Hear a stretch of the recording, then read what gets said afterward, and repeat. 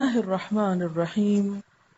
رب اشرح لي صدري ويسر لي أمري واحلل عقدة من لساني يفقه قولي. ترجمہ آیت نمبر 229. الطلاق، طلاق، مرتان، دو بار ہے، فَإِمْسَاكٌ، تو روک لینا ہے، بِمَعْرُوفٍ، ساتھ بھلے طریقے کے، او یا تسریح، رخصت کرنا ہے، بِإِحْسَان، ساتھ احسان کے، وَلَا يَحِلُّ، اور نہیں حلال، لکم، تمہارے لیے، ان، کہ، تأخذوا، تم لے لو، مما، اس میں سے جو، آتیتموہن، تم دے چکے ان کو، شیئن، کوئی بھی چیز، الا، مگر، ان، کہ، یخافا، وہ دونوں ڈرتے ہوں، اللہ، کہ نہ، یقیما، وہ دونوں قائم رکھ سکیں گے، حدود اللہ، اللہ کی حدود کو، فَإِن، پھر اگر، خفتم، ڈرو تم، اللہ، کہ نہ، یقیما، وہ دونوں قائم رکھ سکیں گے، حدود اللہ، اللہ کی حدود کو، فلا، تو نہیں، جناح، کوئی گناہ، علیہما، ان دونوں پر، فیما، اس معاملے میں جو، افتدت، بدلہ دے، فدیہ دے عورت، بھی، ساتھ اس کے، تل کا، یہ، حدود اللہ، اللہ کی حدود ہیں، فلا، پس نہیں، تعتدوہا، تم تجاوز کرو ان سے، آگے بڑھو ان سے، ومن، اور جو کوئی، یتعدی، آگے بڑھتا ہے، حدود اللہ، اللہ کی حدود سے، فَأُولَئِکَ، تو یہی لوگ، ہم الظالمون، وہ ظالم ہیں، فَإِن، پھر اگر، طلقہا، وہ مرد طلاق دے دے اس عورت کو، فلا، تو نہ، تحل، وہ حلال ہوگی، لہو، اس کے لیے، من بعد، اس کے بعد، حتی، یہاں تک کہ، تنکح، وہ نکاح کر لے، زوجن، شوہر سے، غیرہ، اس کے علاوہ، اس کے سوا، فَإِن، پھر اگر، طلقہا، وہ طلاق دے دے اس کو، طلق مرد طلاق دے دے، ہاں مؤنث کا صیغہ ہے، یعنی اس عورت کو، فلا تو نہیں، جناح کوئی گناہ، علیہما ان دونوں پر، ان کہ یتراجعا وہ دونوں رجوع کر لیں، ان اگر، ظنا وہ دونوں خیال کرتے ہوں، ان یقیما کہ وہ قائم رکھ سکیں گے، حدود اللہ اللہ کی حدود کو، وتلک اور یہ، حدود اللہ اللہ کی حدود ہیں، یبینھا وہ بیان کرتا ہے ان کو، لقوم واسطے اس قوم کے، یعلمون جو علم رکھتی ہو،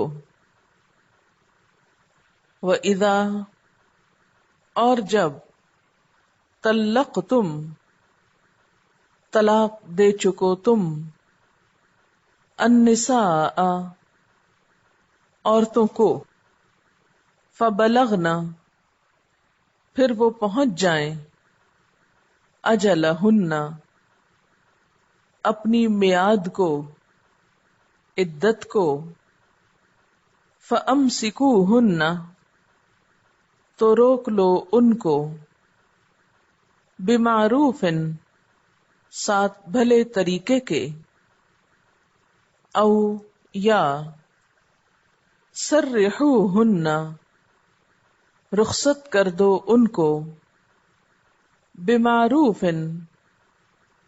ساتھ بھلے طریقے کے، ولا اور نہ، تمسکوہن تم روکو ان کو، ضرارا تکلیف دینے کو، لتعتدوا تاکہ تم زیادتی کر سکو،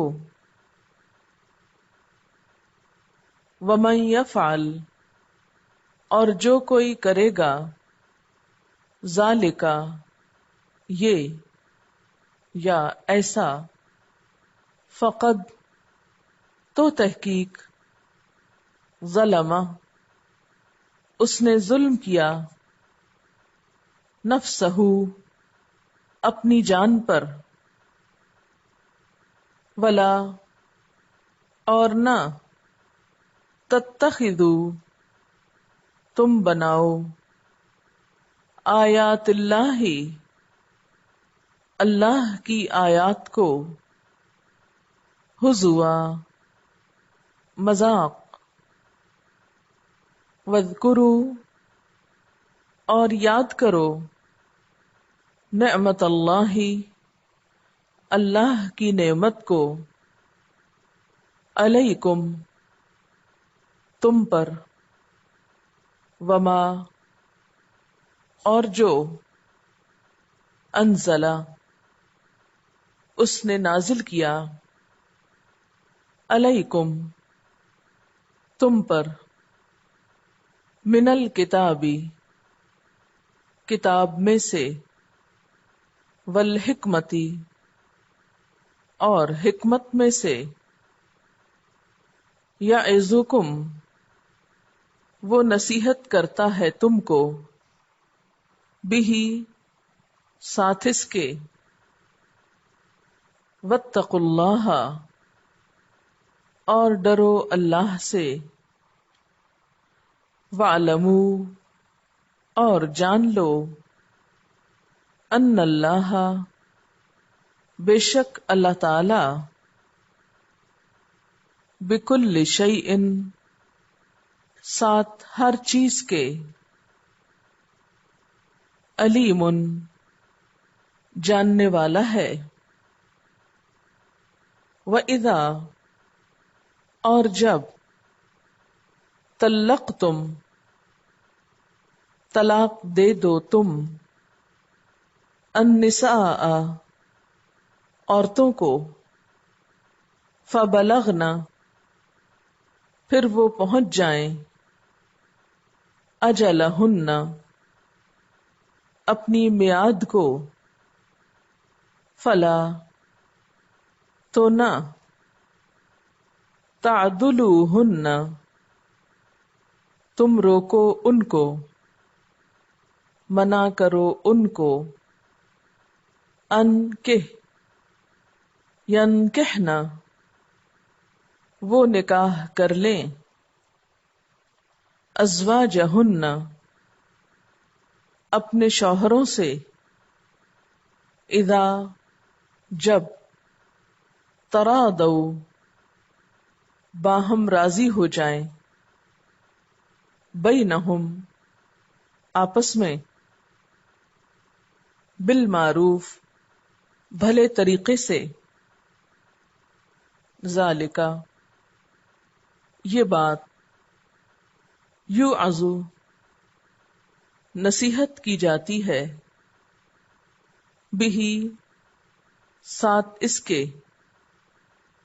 من کانا جو کوئی ہو منکم تم میں سے یؤمنو ایمان رکھتا باللہ اللہ پر والیوم الآخر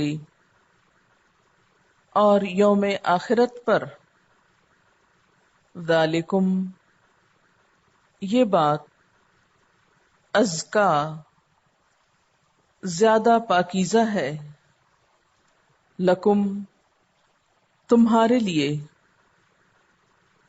واطہر اور زیادہ صاف بہت صاف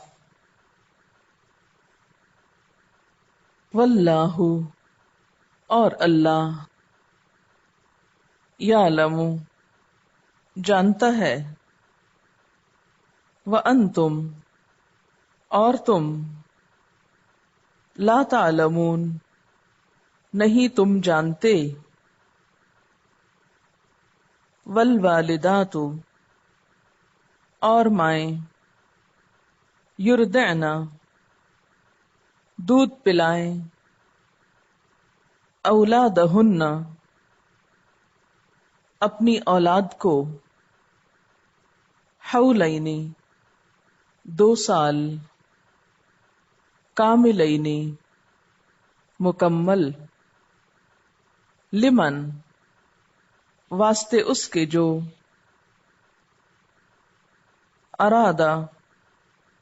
ارادہ کرے ان کہ یتمہ وہ پورا کرے گا الرضاعۃ رضاعت کو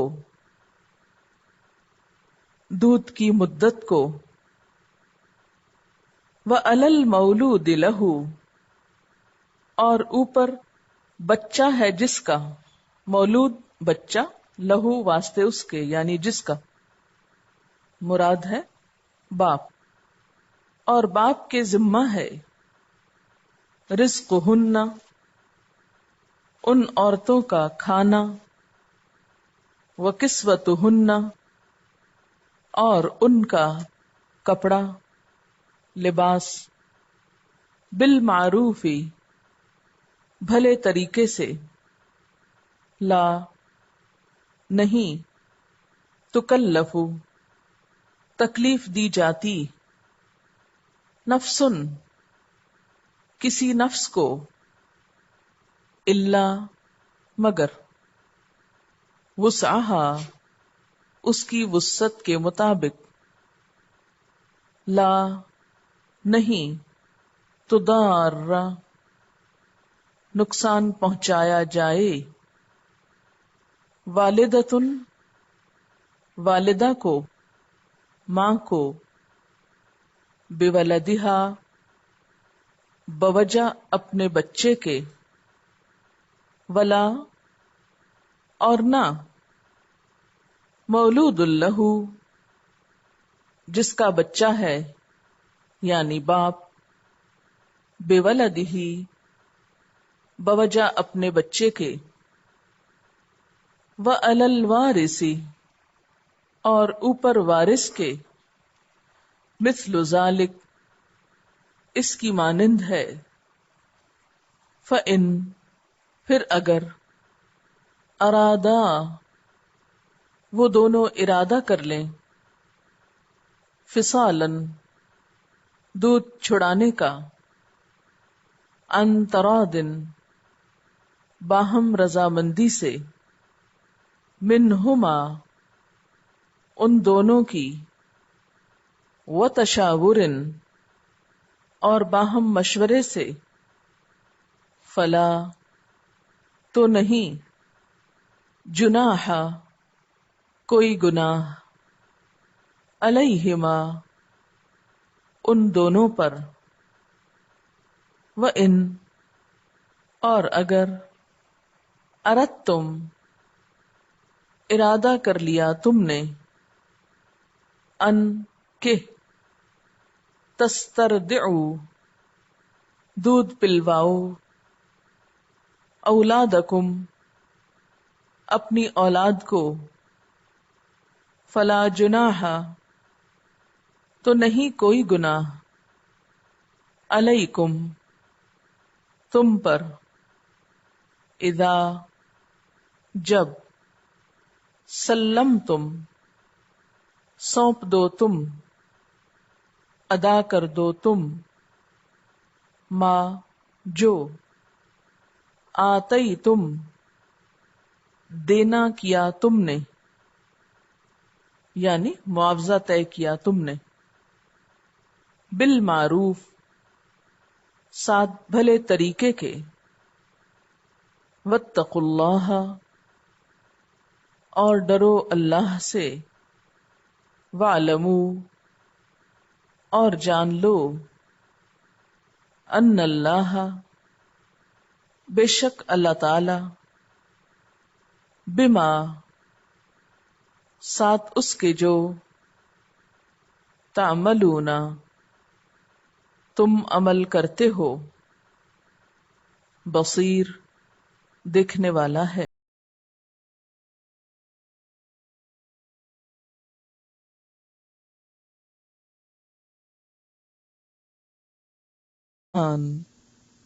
طلاق 2 بار ہے، پھر یا تو معروف طریقے سے روک لینا ہے یا پھر احسان کے ساتھ رخصت کرنا ہے۔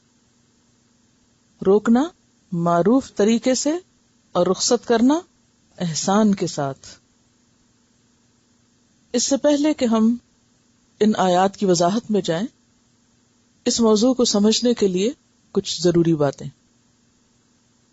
سب سے پہلی بات تو یہ ہے کہ اسلام میں نکاح یا شادی ایک سنجیدہ عمل کا نام ہے، کھیل تفریح نہیں۔ نکاح محض وقت گزاری کے لیے نہیں، صرف انجوائمنٹ کے لیے نہیں، یا کسی وقتی مسئلے کے حل کے لیے نہیں، بلکہ زندگی بھر کا ساتھ نبھانے کے لیے، نسل انسانی کی تخلیق اور تربیت کے لیے، اور معاشرے میں ایک فعال کردار ادا کرنے کے لیے ہے۔ لہذا جب کوئی بھی مرد اور عورت باہم نکاح کے رشتے میں منسلک ہو جائے تو پھر دونوں کی حد الوسع یہ کوشش ہونی چاہیے کہ وہ ایک دوسرے کے حقوق پورے ادا کریں اور باہم نبھانے کی کوشش کریں،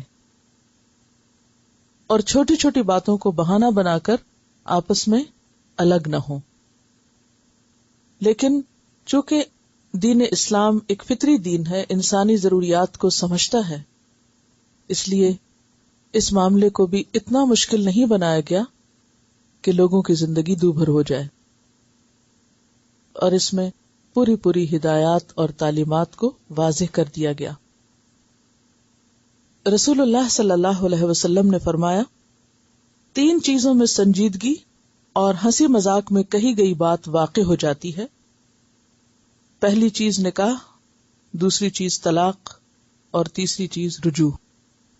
کہ اس میں اگر کوئی انسان ہنسی مذاق میں بھی یہ الفاظ استعمال کرتا ہے تو یہ چیز واقع ہو جاتی ہے۔ ترمذی کی روایت ہے. اسی طرح بلا وجہ طلاق دینا اور بلا وجہ طلاق کا مطالبہ کرنا دونوں ہی ناپسندیدہ ہیں. حضرت ثوبان سے روایت ہے کہ رسول اللہ صلی اللہ علیہ وسلم نے فرمایا، جس عورت نے اپنے شوہر سے بلا وجہ طلاق مانگی اس پر جنت کی خوشبو حرام ہے. ایک اور روایت میں آتا ہے کہ بلا وجہ خلا حاصل کرنے والی عورتیں منافق ہیں. یعنی جب کوئی بہت سالڈ ریزن نہ ہو، محض دل لگی کو یہ کام کیا جائے تو درست نہیں. پھر اسی طرح مرد کے لیے بھی بلا وجہ بیوی کو چھوٹی چھوٹی بات پر طلاق کی دھمکی دینا یا طلاق دینا یہ بھی ناجائز ہے. حضرت عبداللہ بن عمر کہتے ہیں، رسول اللہ صلی اللہ علیہ وسلم نے فرمایا، اللہ تعالی کے نزدیک یہ بہت بڑا گناہ ہے کہ ایک آدمی کسی عورت سے نکاح کر لے اور پھر جب اپنی ضرورت پوری کر لے تو اسے طلاق دے دے اور اس کا مہر بھی ادا نہ کرے. اسے حاکم نے روایت کیا ہے. تو اس سے پتہ چلتا ہے کہ دونوں کو ہی سنجیدگی کا ثبوت دینے کی ضرورت ہے.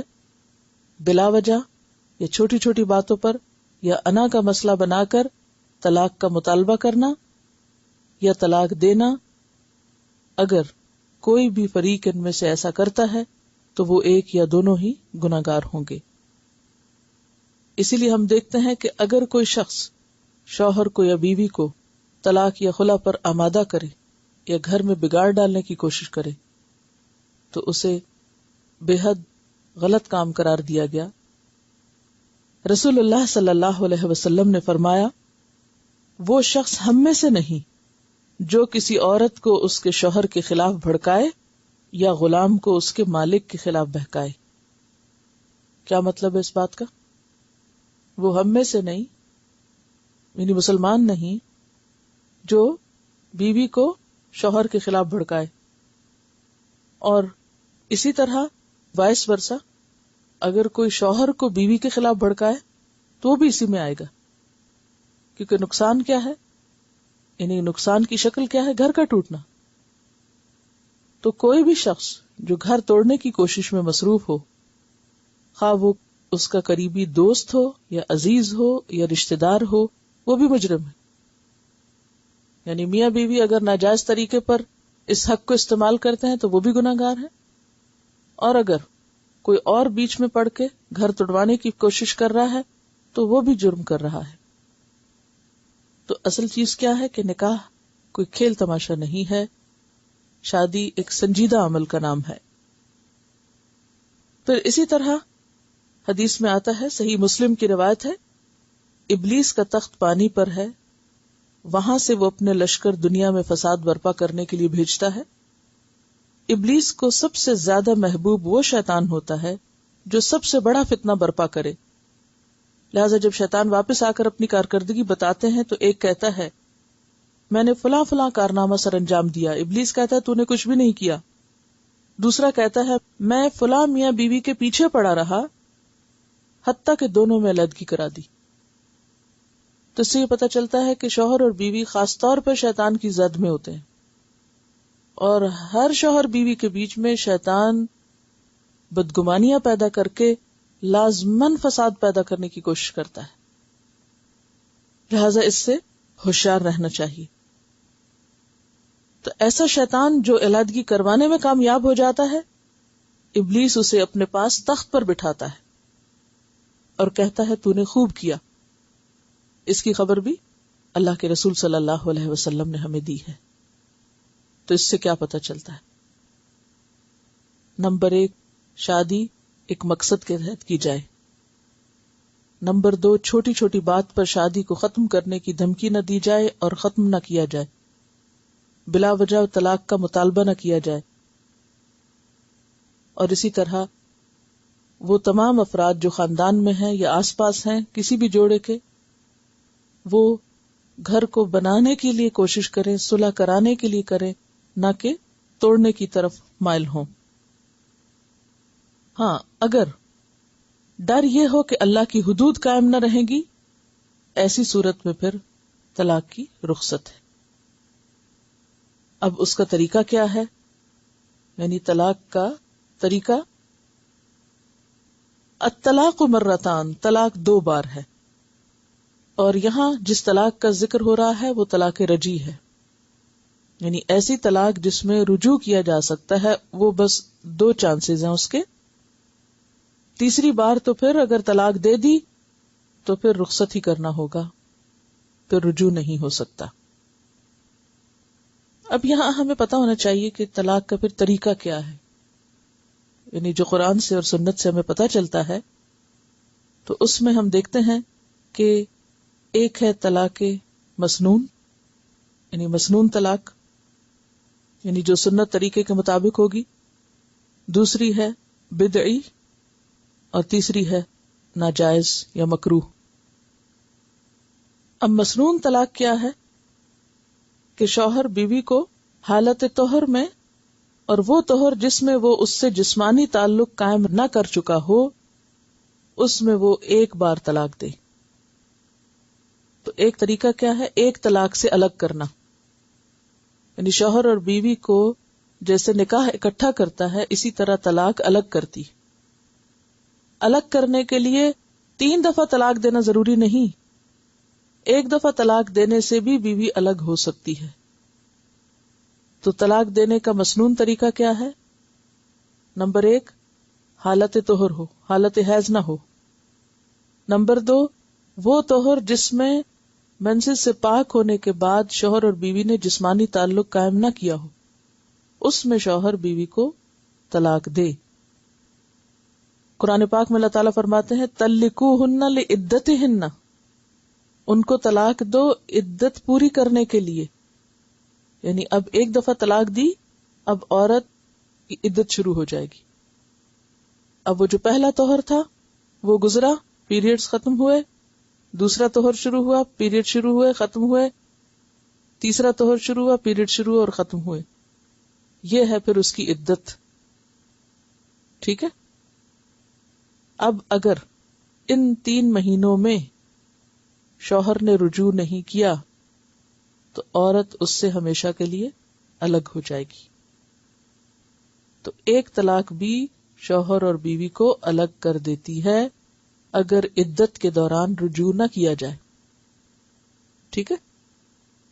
اب اگر عدت کے بیچ میں رجوع کر لیا تو کیا ہوا؟ پھر گھر بس گیا. ٹھیک ہے. اگر عدت گزر گئی، طلاق ہو گئی اور صرف 1 طلاق دی تھی تو کیا ہوگا؟ دوبارہ نکاح ہو سکے گا. وہی شوہر بیوی جن کی آپس میں لڑائی ہوئی تھی، طلاق ہوئی تھی، اگر 1 ہی طلاق دی ہوئی ہے تو دوبارہ آپس میں عدت گزرنے کے بعد نکاح کر سکتے ہیں، اور عدت کے اندر بغیر نکاح کے رجوع کر سکتے ہیں. اور عدت کتنی ہوتی ہے؟ 3 مہینے یا 3 حیض بیسیکلی، چونکہ وہ زیادہ تر میجورٹی کا یعنی ہر مہینے ہوتا ہے حیض، تو اس وجہ سے وہ 3 مہینے بول دیا جاتا ہے سہولت کے لیے، ورنہ اصل چیز کیا ہے؟ 3 حیض. تو اب کیا ہو گیا؟ طلاق بائن ہوگی. بائن کا لفظ نا بین سے، بین کہتے ہیں الگ ہونا، جدا ہونا. بیوی شوہر بیوی جدا ہو گئے. اب وہ اگر پھر کٹھے ہونا چاہتے ہیں تو دوبارہ نکاح کریں گے. اب ہوا یہ کہ مثلا اے نے بی کو طلاق دی، 3 مہینے کی عدت بھی پوری ہو گئی، رجوع نہیں کیا، طلاق ہو گئی. اب اس کو خیال آیا بچوں کا یا کوئی مسئلہ اور دوبارہ نکاح کر لیا.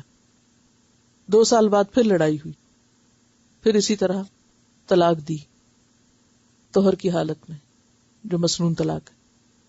3 مہینے گزرے، عدت ختم ہو گئی، رجوع نہیں کیا. اب کیا ہوا؟ 2 طلاق ہو گئی. اب پھر بھی نکاح کر سکتا ہے، یعنی دوسری طلاق کے بعد بھی جس سے وہ الگ ہو گئی نکاح دوبارہ کر سکتا ہے، یا پھر عدت کے اندر رجوع کر سکتا ہے. ٹھیک ہے. اب 2 سال بعد پھر لڑائی ہوئی، پھر اس نے طلاق دے دی، عدت گزر گئی، رجوع نہیں کیا، تو کیا ہوگا؟ ہمیشہ کے لیے عورت شوہر سے الگ ہوگی. اب وہ دوبارہ اس سے نکاح نہیں کر سکتا.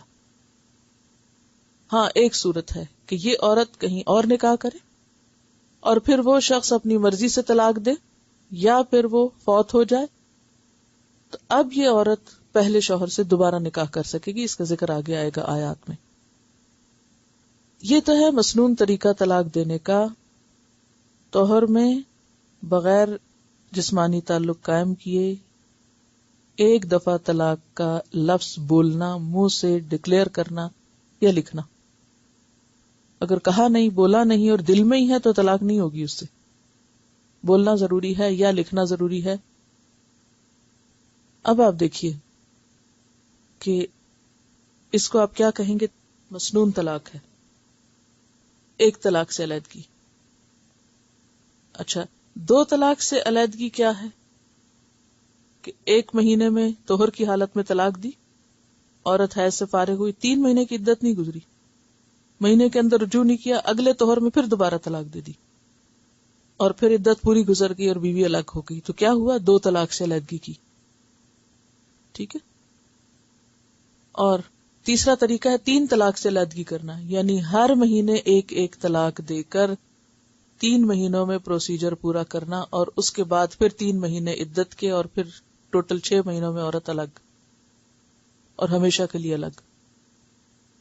ٹھیک ہے. صرف ایک لیکچر سے نہیں سمجھ آئے گا، بیٹھ کے اچھی طرح پڑھنا پڑے گا. آپ اقبال کیلانی کی کتابوں میں سے کتاب الطلاق نکالیے اور اس کا مقدمہ اور احادیث جو ہیں وہاں سے دیکھ کر اچھی طرح پڑھیے، اور پھر آپ کو پروسیجر سمجھ آ جائے گا. اس کو ذرا سا آپس میں بھی ڈسکس کرنا پڑے گا آپ کو. ٹھیک ہے. اب یہ تو مسنون طریقہ ہے، اس طرح طلاق دی جائے گی، لیکن بہت سے لوگ اس طریقے کو فالو نہیں کرتے. وہ کیا کرتے ہیں؟ حالت طہر میں طلاق دینے کی بجائے حالت حیض میں طلاق دے دیتے ہیں. اب طلاق ہو تو جائے گی، لیکن ایسا کرنا ناپسندیدہ ہے. اور ایک ہی وقت میں ایک سے زیادہ دفعہ طلاق کا لفظ بولنا یہ مکروہ ہے. یعنی طلاق طلاق طلاق، یعنی 3 دفعہ اکٹھے کہنے کی ضرورت نہیں، ایک دفعہ بھی کہہ دیا تو ہو جائے گی طلاق. لیکن اگر کسی نے 3 دفعہ کہہ دیا ہے تو بھی طلاق ہو گئی اگر اس نے رجوع نہیں کیا. ٹھیک ہے. اچھا، اب یہاں آ کے اختلاف ہوتا ہے کہ کیا ایک ہی ٹائم پر 3 دفعہ بولنے سے ایک ہوگی یا 3 ہوگی. اس موضوع پہ میں آگے جا کے انشاءاللہ گفتگو کروں گی. پہلے ہم جیسے قرآن کی آیات آ رہی ہیں اسی کے مطابق چلیں گے. ٹھیک ہے. اب ایک اور طرح عام طور پہ طلاق کی قسمیں بتائی جاتی ہیں، طلاق رجی اور طلاق بائن. رجی کیا ہوتی ہے؟ جس میں رجوع کیا جا سکے. طلاق دی اور مہینے کے اندر یا 2 مہینے کے اندر یا 3 مہینے کے اندر عدت ختم ہونے سے پہلے رجوع کر لیا. اس میں رجوع کا اختیار ہے، لیکن اگر 2 دفعہ وہ یہ کام کر چکا ہے تو تیسری دفعہ طلاق دے کر وہ رجوع نہیں کر سکتا. تیسری طلاق طلاق رجی نہیں ہوتی، وہ بائن ہوتی ہے. بائن کا کیا مطلب ہے؟ الگ کرنے والی ہے. اتنا سمجھ آ گیا کہ نہیں آیا؟ طلاق بائن وہ طلاق جس کے بعد میاں بیوی آپس میں جدا ہو جاتے ہیں، رجوع کا حق نہیں ہے شوہر کو جس میں. اور وہ کون سی ہوتی ہے؟ تیسری بار، کیونکہ یہاں لکھا ہوا نا فَإِمْسَاكُمْ بِمَعْرُوفٍ أَوْ تَسْرِيحٌ بِإِحْسَانٍ.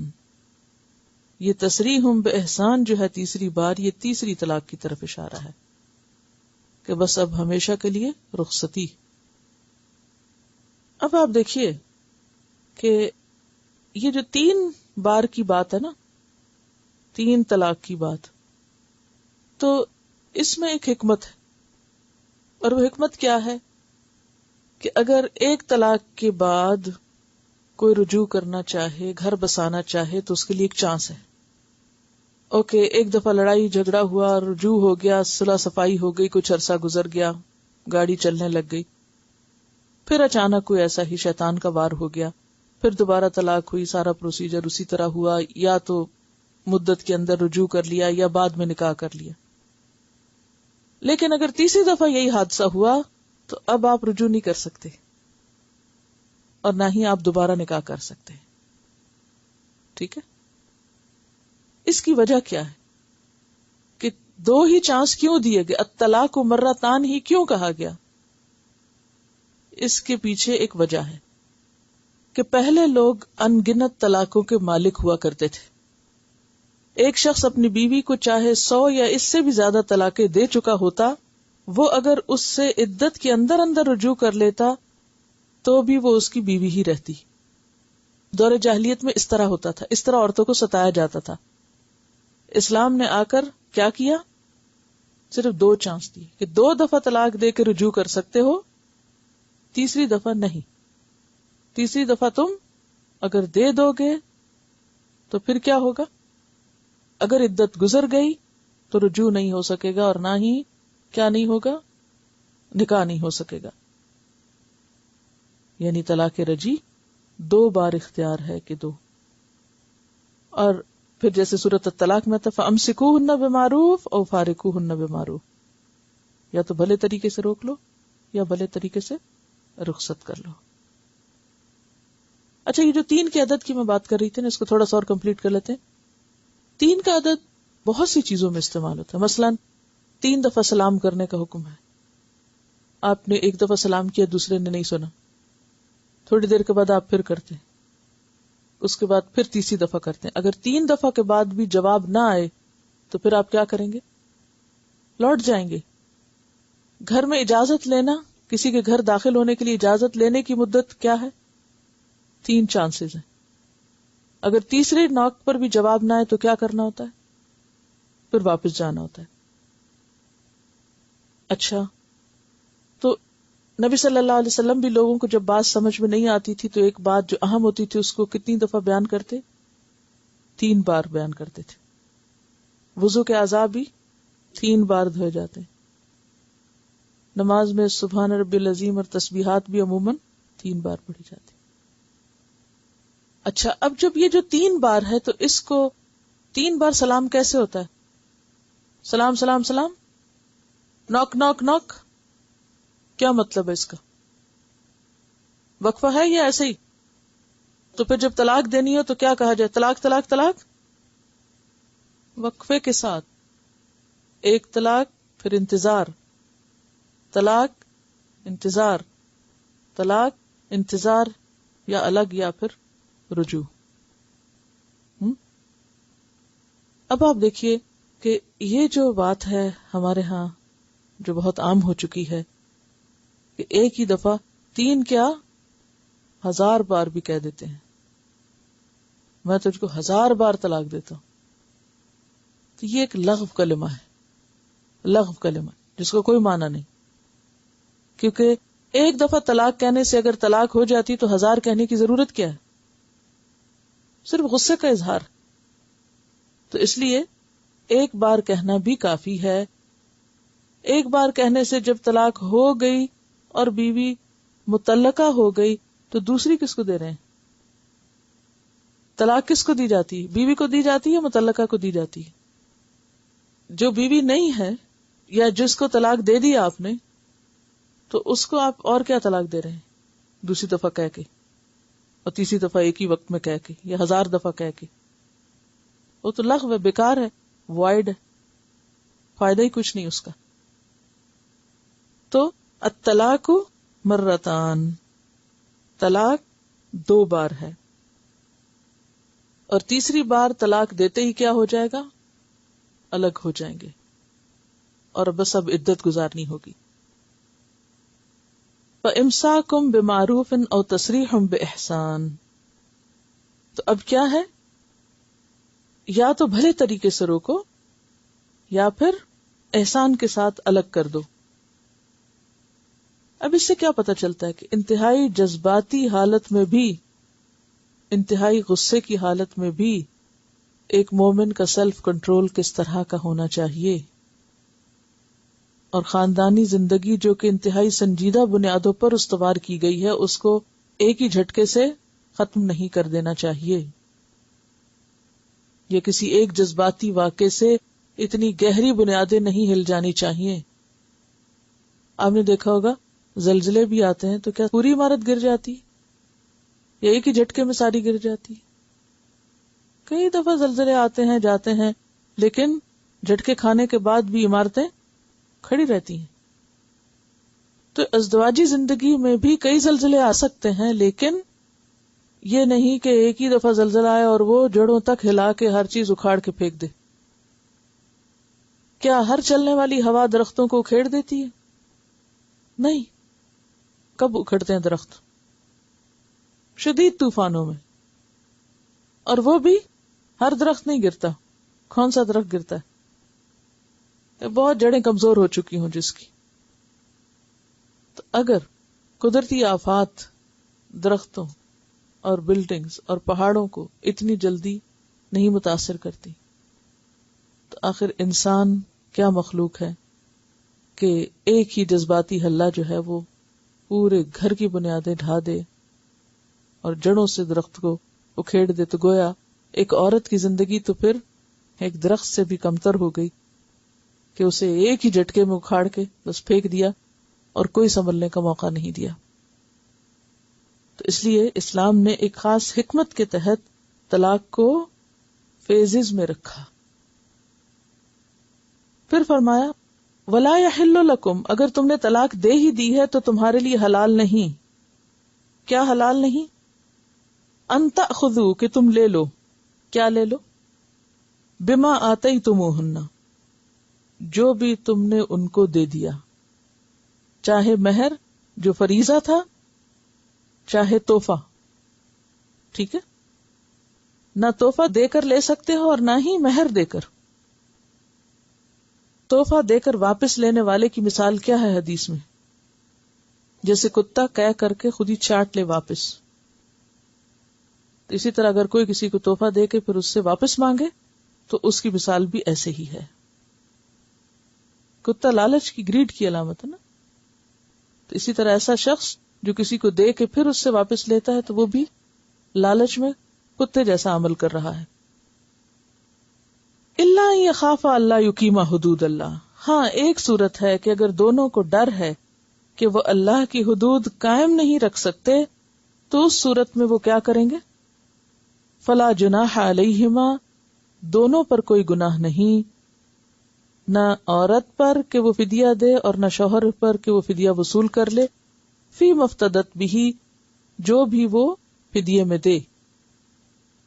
اور عموماً اس میں کیا رولنگ ہے؟ کیا دے؟ جو مہر اس نے لیا تھا وہ واپس کر دے. ابن عباس کہتے ہیں کہ ثابت بن قیس کی بیوی جمیلہ بنت عبداللہ نبی صلی اللہ علیہ وسلم کی خدمت میں حاضر ہوئی اور عرض کیا، یا رسول اللہ، میں ثابت بن قیس سے کسی بری عادت یا دینی برائی سے ناراض نہیں، لیکن میں یہ برا جانتی ہوں کہ کہیں میں حالت اسلام میں کفران نعمت میں مبتلا نہ ہو جاؤں، میری طبیعت اس سے بیزار ہے.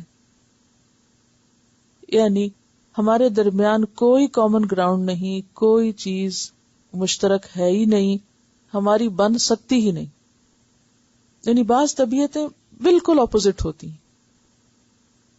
اب یہ ایک عام بات نہیں ہے، عمومی ناپسندیدگی نہیں ہے. بعض طبیعتوں میں کیا ہوتا ہے، 50% اتفاق ہے تو 50% اختلاف ہے، 90% اختلاف ہے تو 10%، اور جہاں 100% ہو تو وہاں اس کی رخصت ہے. یہ نہیں کہ اگر 10% اختلاف ہو گیا تو انسان کہے سب ختم کرو، کیونکہ دنیا میں کوئی انسان ایسا نہیں ہو سکتا کہ جس سے آپ 100% متفق ہو. ہر شخص سے کچھ نہ کچھ اختلاف ہوتا ہے. شوہر اور بیوی کا باہم اختلاف بھی بالکل نیچرل بات ہے، کیونکہ دونوں کے مزاج، دونوں کے حالات، دونوں کی نفسیات، دونوں کی جسمانی ضروریات الگ الگ ہوتی ہیں، فرق ہوتی ہیں. اور خصوصاً عورت جو ہے وہ مرد سے بایولوجیکلی بھی بہت مختلف ہے، سوچ میں بھی فرق ہے، جذبات میں بھی فرق ہے. تو جب سوچ کا انداز فرق ہے، جب پسند و ناپسند فرق ہے، جب جسمانی حالت فرق ہے، تو پھر 100% اتفاق ہو کہاں سے سکتا ہے؟ ہو ہی نہیں سکتا. پھر عورت جن کیفیات سے گزرتی ہے، مثلا پیریڈ سے پہلے چڑچڑاپن، اذا کی کیفیت ہے، ہارمونل چینج ہے، مزاج میں فرق، موڈ میں فرق، موڈ سوئنگز ہوتے ہیں. ایسی صورت میں اب مرد تو اس میں سے کچھ بھی ایکسپیرینس نہیں کرتا، وہ سمجھ بھی نہیں سکتا کہ یہ سب کیا ہے، کیونکہ اس پہ گزرتی نہیں. تو اب کیا ہے، اچھی بھلی بیوی ہے لیکن کچھ دن آتے ہیں ایسے کہ جس میں اس کا موڈ سیدھا ہونے کو ہی نہیں آتا.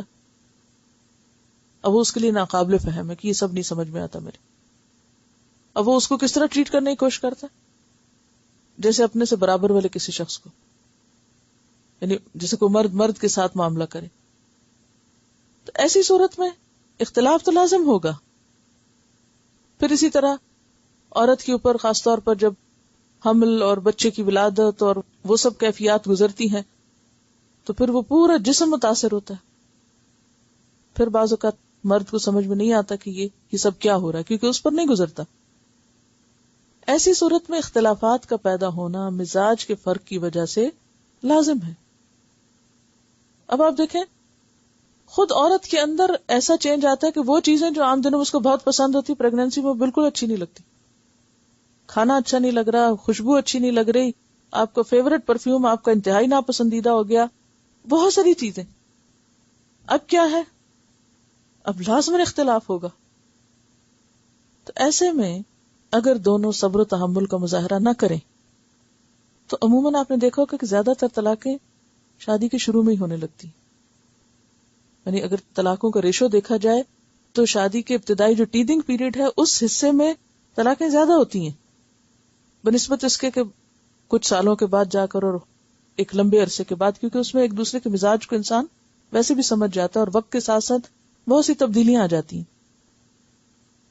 تو یہاں پر یہ ہے کہ ہر انسان کو یہ سمجھنا چاہیے کہ کوئی بھی شخص زندگی کی اونچ نیچ سے خالی نہیں ہے.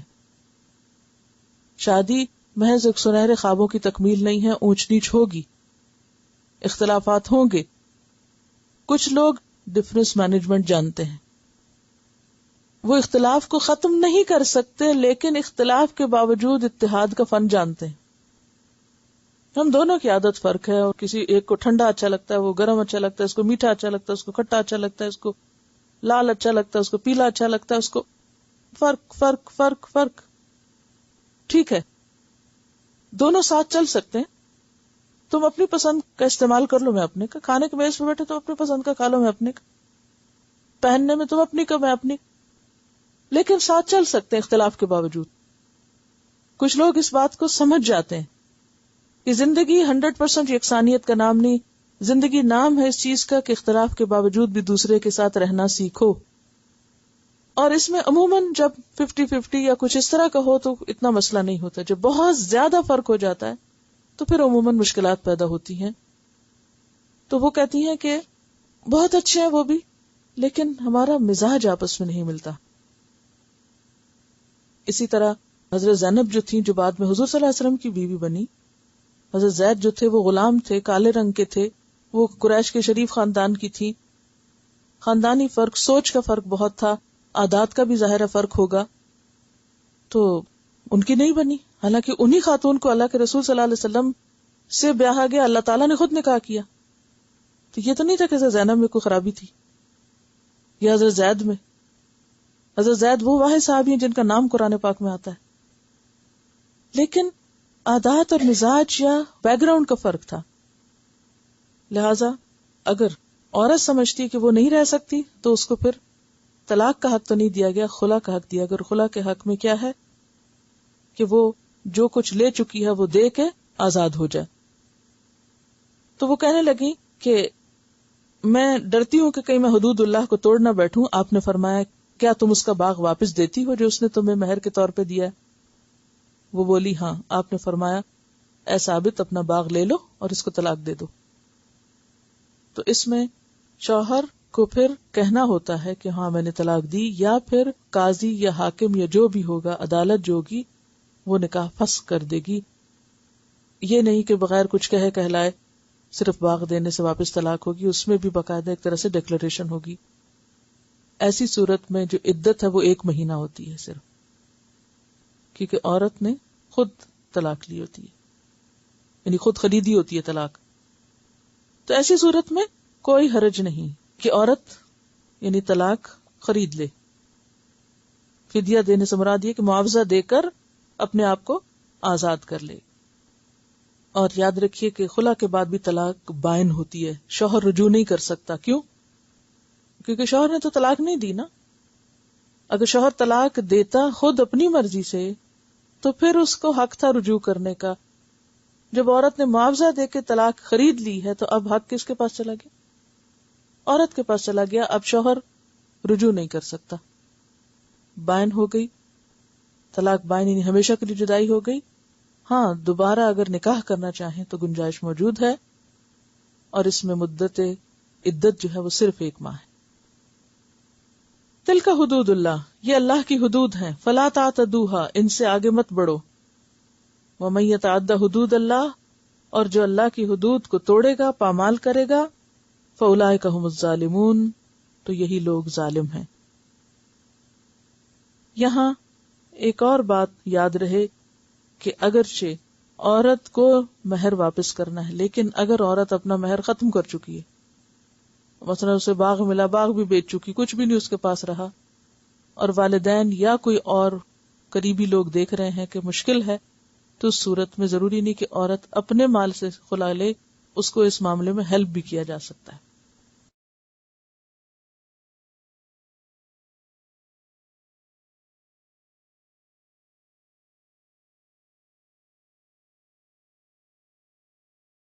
اسی طلاق ہے یہاں تیسری طلاق، یعنی طلاق بائن۔ فلا تحل لہ، اب عورت اس کے لیے حلال نہیں ہوگی، من بعد، اس کے بعد، تیسری طلاق کے بعد نہ رجوع ہے نہ نکاح ہے، ٹھیک ہے؟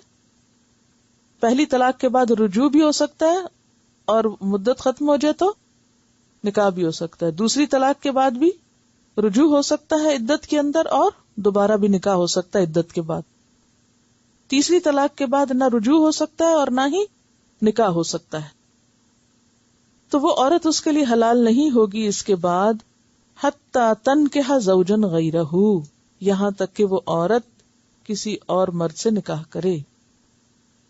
اس کو کیا کہا جاتا ہے؟ حلالہ۔ لیکن یاد رکھیے کہ حلالہ کرنا اور کرانا سخت ناپسندیدہ ہے، اور ایسا کرنے والے پر لعنت کی گئی ہے۔ کس پہ لعنت کی گئی؟ کرنے والے اور کرانے والے پر، یعنی جس کے لیے کیا جائے، یعنی شوہر، اور جو عورت اس نیت سے نکاح کر رہی ہے۔ اب آپ دیکھیے کہ حلالہ جو ہے وہ کیوں منع ہے اور اتنا ناپسندیدہ کیوں ہے، اس کی بنیادی وجہ کیا ہے؟ حلالہ کا مطلب سمجھتے ہیں آپ کہ نہیں سمجھتے؟ کیا ہوتا ہے حلالہ؟ عورت اپنے پچھلے شوہر کے لیے حلال ہونے کی خاطر کسی دوسرے مرد سے شادی کرے، اور پھر بس نکاح کر کے اور اس سے تعلق قائم کر کے فوراً پھر طلاق واپس لے کے اور دوبارہ پہلے شوہر سے جا کے شادی کرے۔ یہ سخت ناپسندیدہ چیز ہے۔ یعنی عورت کو اپنے سابقہ شوہر کے لیے حلال کرانے کے فعل کو حلالہ کہا جاتا ہے، کرنے والے کو محلل کہا جاتا ہے، جس کے لیے کیا جاتا ہے اسے محلل لہو کہا جاتا ہے، اور ایسا کرنا سخت ناپسندیدہ ہے۔ کیوں؟ اس لیے کہ سب سے پہلے تو نیت ہی خراب ہے۔ نکاح کس لیے ہو رہا ہے؟ کہ ساتھ نہیں رہنا۔ تو آپ کو معلوم ہے کہ نکاح کرتے وقت کیا ارادہ ہونا چاہیے؟ کہ زندگی بھر کا ساتھ نبھانا ہے۔ حلالہ میں کیا ہوتا ہے؟ 1 یا 2 راتوں کے بعد طلاق لے لی جاتی ہے، اور اگر وہ شوہر طلاق نہ دے تو جبرن لی جاتی ہے۔ پھر آپ دیکھیں کہ مقصد کا بھی فرق ہے، نیت کا فرق، دوسرا ہے مقصد کا فرق۔ مقصد کا فرق کیا ہے؟ جینون نکاح جو ہوتا ہے اس میں مقصد کیا ہوتا ہے؟ کہ بچے پیدا کریں گے، گھر بنائیں گے اور ایک ذمہ داریوں کو نبھائیں گے، جبکہ حلالہ کا مقصد کیا ہوتا ہے؟ صرف پہلے شوہر سے نکاح کرنے کی خاطر، حلال ہونے کی خاطر۔ پھر آپ دیکھیں کہ عام نکاح میں عورت کی اجازت لی جاتی، اور یہ واجب ہے، لازم ہے، جبکہ حلالہ میں نہ اجازت لی جاتی ہے نہ رضامندی۔ عموماً طلاق دینے والے شوہر ہی مجبور کرتے ہیں کہ جاؤ تم فلاں سے نکاح کرو، چاہے عورت نہ چاہے، وہ اس سے کراہت کرتی ہو، اسے مجبور کر کے دوسرا نکاح کروا کے اور پھر جبرن اس سے طلاق دلوا کے واپس وہ شوہر نکاح کرتا ہے۔ یہ سارے ظلم اور جبر کا کھیل ہے، جس سے سخت ناپسند کیا گیا، ناجائز ہے نا، لعنت کی گئی ہے ایسا کرنے کرانے والے پر۔ چوتھی بات یہ ہے کہ نکاح کے وقت عموماً کفر کو دیکھا جاتا ہے کہ دونوں خاندانوں یا دونوں کے درمیان کوئی کامن چیز ہو، اور عموماً کفر کیا ہے؟ دین کفر ہے، یا ایک خاندانی برابری کسی نہ کسی درجے میں۔ لیکن حلالے میں ایسی کوئی چیز نہیں دیکھی جاتی. پانچویں بات یہ ہے کہ مہر دیا جاتا ہے اور مہر کا ادا کرنا فرض ہے. حلالہ میں نہ طے کیا جاتا ہے نہ ادا کیا جاتا ہے، یعنی عورت کو کچھ نہیں ملتا. چھٹی چیز جو نکاح میں ہوتی ہے وہ اعلان اور تشہیر ہوتی ہے. یہ پہلے میں آپ کو بتا چکی ہوں نکاح کے جو لوازمات ہیں. اعلان اور تشہیر جو مسنون ہے. حلالہ میں کیا ہوتا ہے؟ نہ اعلان کیا جاتا ہے نہ تشہیر کی جاتی، چھپ چھپا کے نکاح کر کے.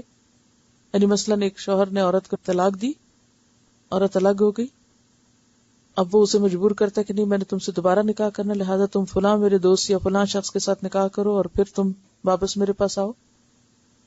اور وہ لڑکی کے نہ ماں باپ کو پتہ چلنے دیتا نہ کسی اور کو. تو انتہائی گھناؤنا فعل ہے، یعنی اس میں کوئی اعلان نہیں ہوتا. پھر آپ دیکھیں کہ ولیمہ ہوتا ہے نکاح کے بعد جو مسنون ہے. حلالہ کے بعد کوئی ولیمہ نہیں ہوتا. پھر اسی طرح باقاعدہ طریقے سے لڑکی کی عزت و وقار کے ساتھ رخصتی ہوتی. حلالہ میں عورت بیچاری کے ساتھ ایسا ظلم ہوتا ہے کہ کوئی اس کے لیے باقاعدہ رخصتی کا یا کسی دعوت کا کوئی انتظام نہیں ہوتا. پھر اسی طرح عموماً معروف طریقے میں کیا ہے، جیسے ہمارے معاشرے کے اندر کوئی جہیز، کوئی تحفے تحائف، لیکن حلالے کے وقت لڑکی کو نہ کسی قسم کا کوئی جہیز دیا جاتا ہے اور نہ ہی کوئی تحفے تحائف.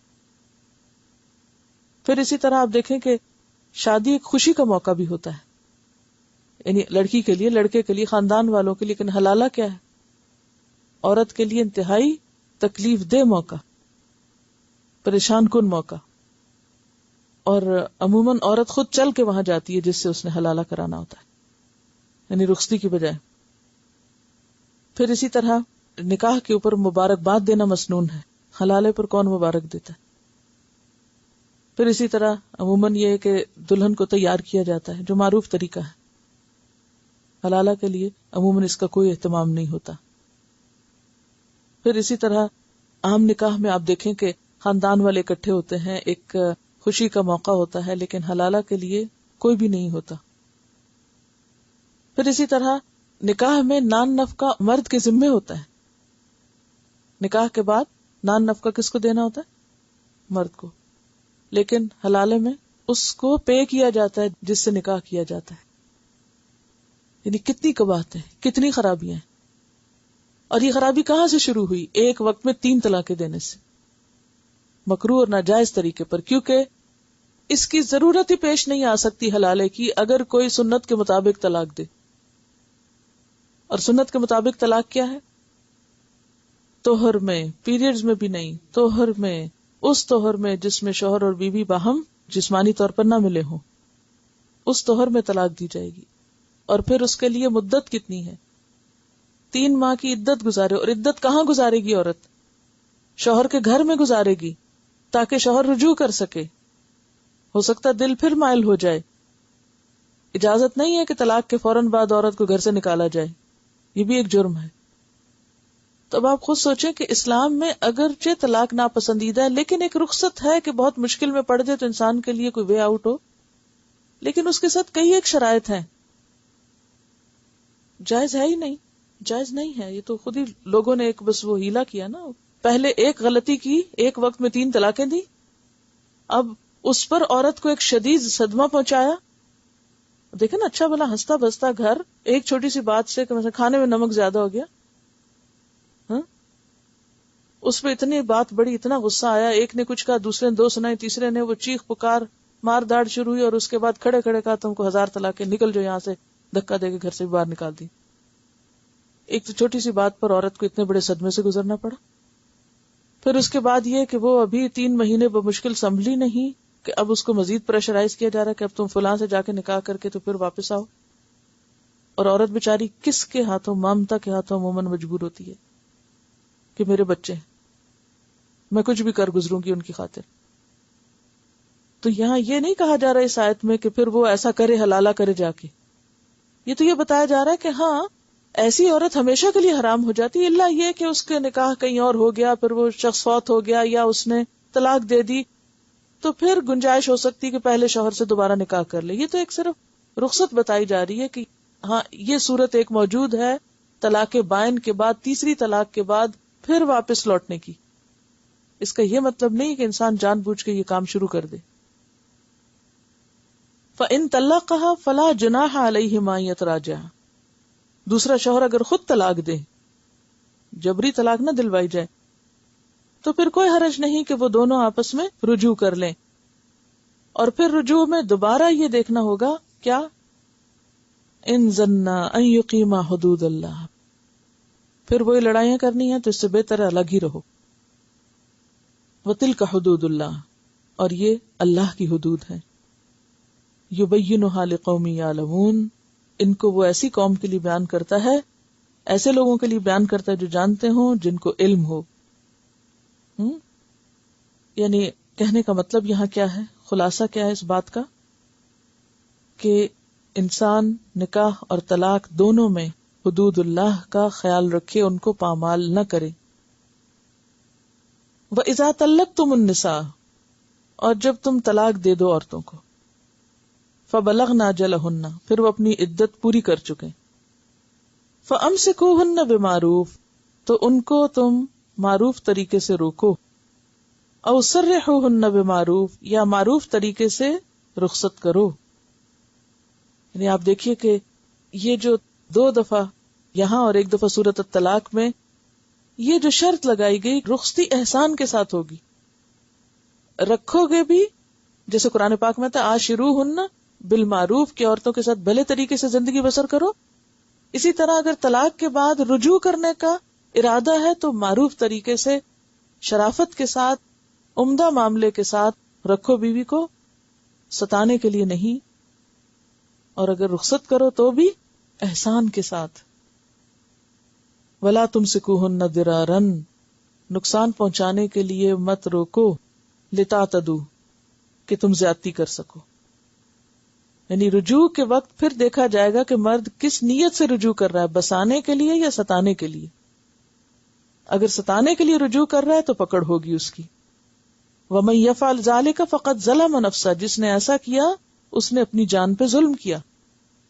کیا ظلم کیا؟ یعنی خراب نیت سے عورت کو ستانے اور اذیت دینے کے لیے اگر کسی نے رجوع کیا تو اس نے اپنے اوپر ظلم کیا. حدیث میں آتا ہے من ضار ضار اللہ بہ, جو کسی کو نقصان دے گا اللہ اس کو نقصان پہنچائے گا. یہ بہت اہم حدیث ہے. من ضار ضار اللہ بہ, جس نے نقصان دیا اللہ اسے نقصان دے گا. ومن شاق شاق اللہ علیہ, جو کسی کو مشقت میں ڈالے گا اللہ اس کو مشکل میں ڈالے گا. یہ مسند احمد کی روایت ہے. ایک اور روایت ہے لا ضرر ولا ضرار, نہ خود نقصان اٹھاؤ نہ کسی کو نقصان دو. ولا تتخذوا آیات اللہ ہزوا, اور اللہ کی آیات کو مذاق میں نہ ٹالو. اللہ کی آیات سے, اللہ کے احکامات سے مذاق نہ کرو. اس کی تفصیلی معنی تو میں آپ کو پہلے عبارت کی وضاحت میں بتا چکی ہوں, لیکن اس خاص کانٹیکسٹ میں مذاق اڑانا کیا ہے کہ طلاق کے حق کو ناجائز طریقے پر استعمال مت کرو. اس کو لکھ لیجیے, حق کے طلاق کو ناجائز طریقے پر استعمال مت کرو. پھر فرمایا وَاذْكُرُوا نِعْمَتَ اللَّهِ عَلَيْكُمْ, اللہ کی نعمت جو تم پر ہے اس کو یاد کرتے رہو. وَمَا أَنزَلَ عَلَيْكُمْ مِنَ الْكِتَابِ وَالْحِكْمَةِ, اور جو اس نے تم پر کتاب و حکمت میں سے نازل کیا ہے اس کو یاد کرو. یعظکم بہ, وہ تمہیں اس کے ذریعے نصیحت کرتا ہے. کس کے ذریعے؟ کتاب و حکمت کے ذریعے, ما انزل علیکم کے ذریعے. واتقوا اللہ, اور اللہ سے ڈرو. وَاعْلَمُوا أَنَّ اللَّهَ بِكُلِّ شَيْءٍ عَلِيمٌ, اور جان لو کہ اللہ تعالیٰ ہر چیز کو جاننے والا ہے. جیسے کہ سورۃ آل عمران میں آتا ہے ان اللہ لا یخفی علیہ شیء فی الارض ولا فی السماء, اللہ پر آسمان و زمین کی کوئی چیز چھپی ہوئی نہیں.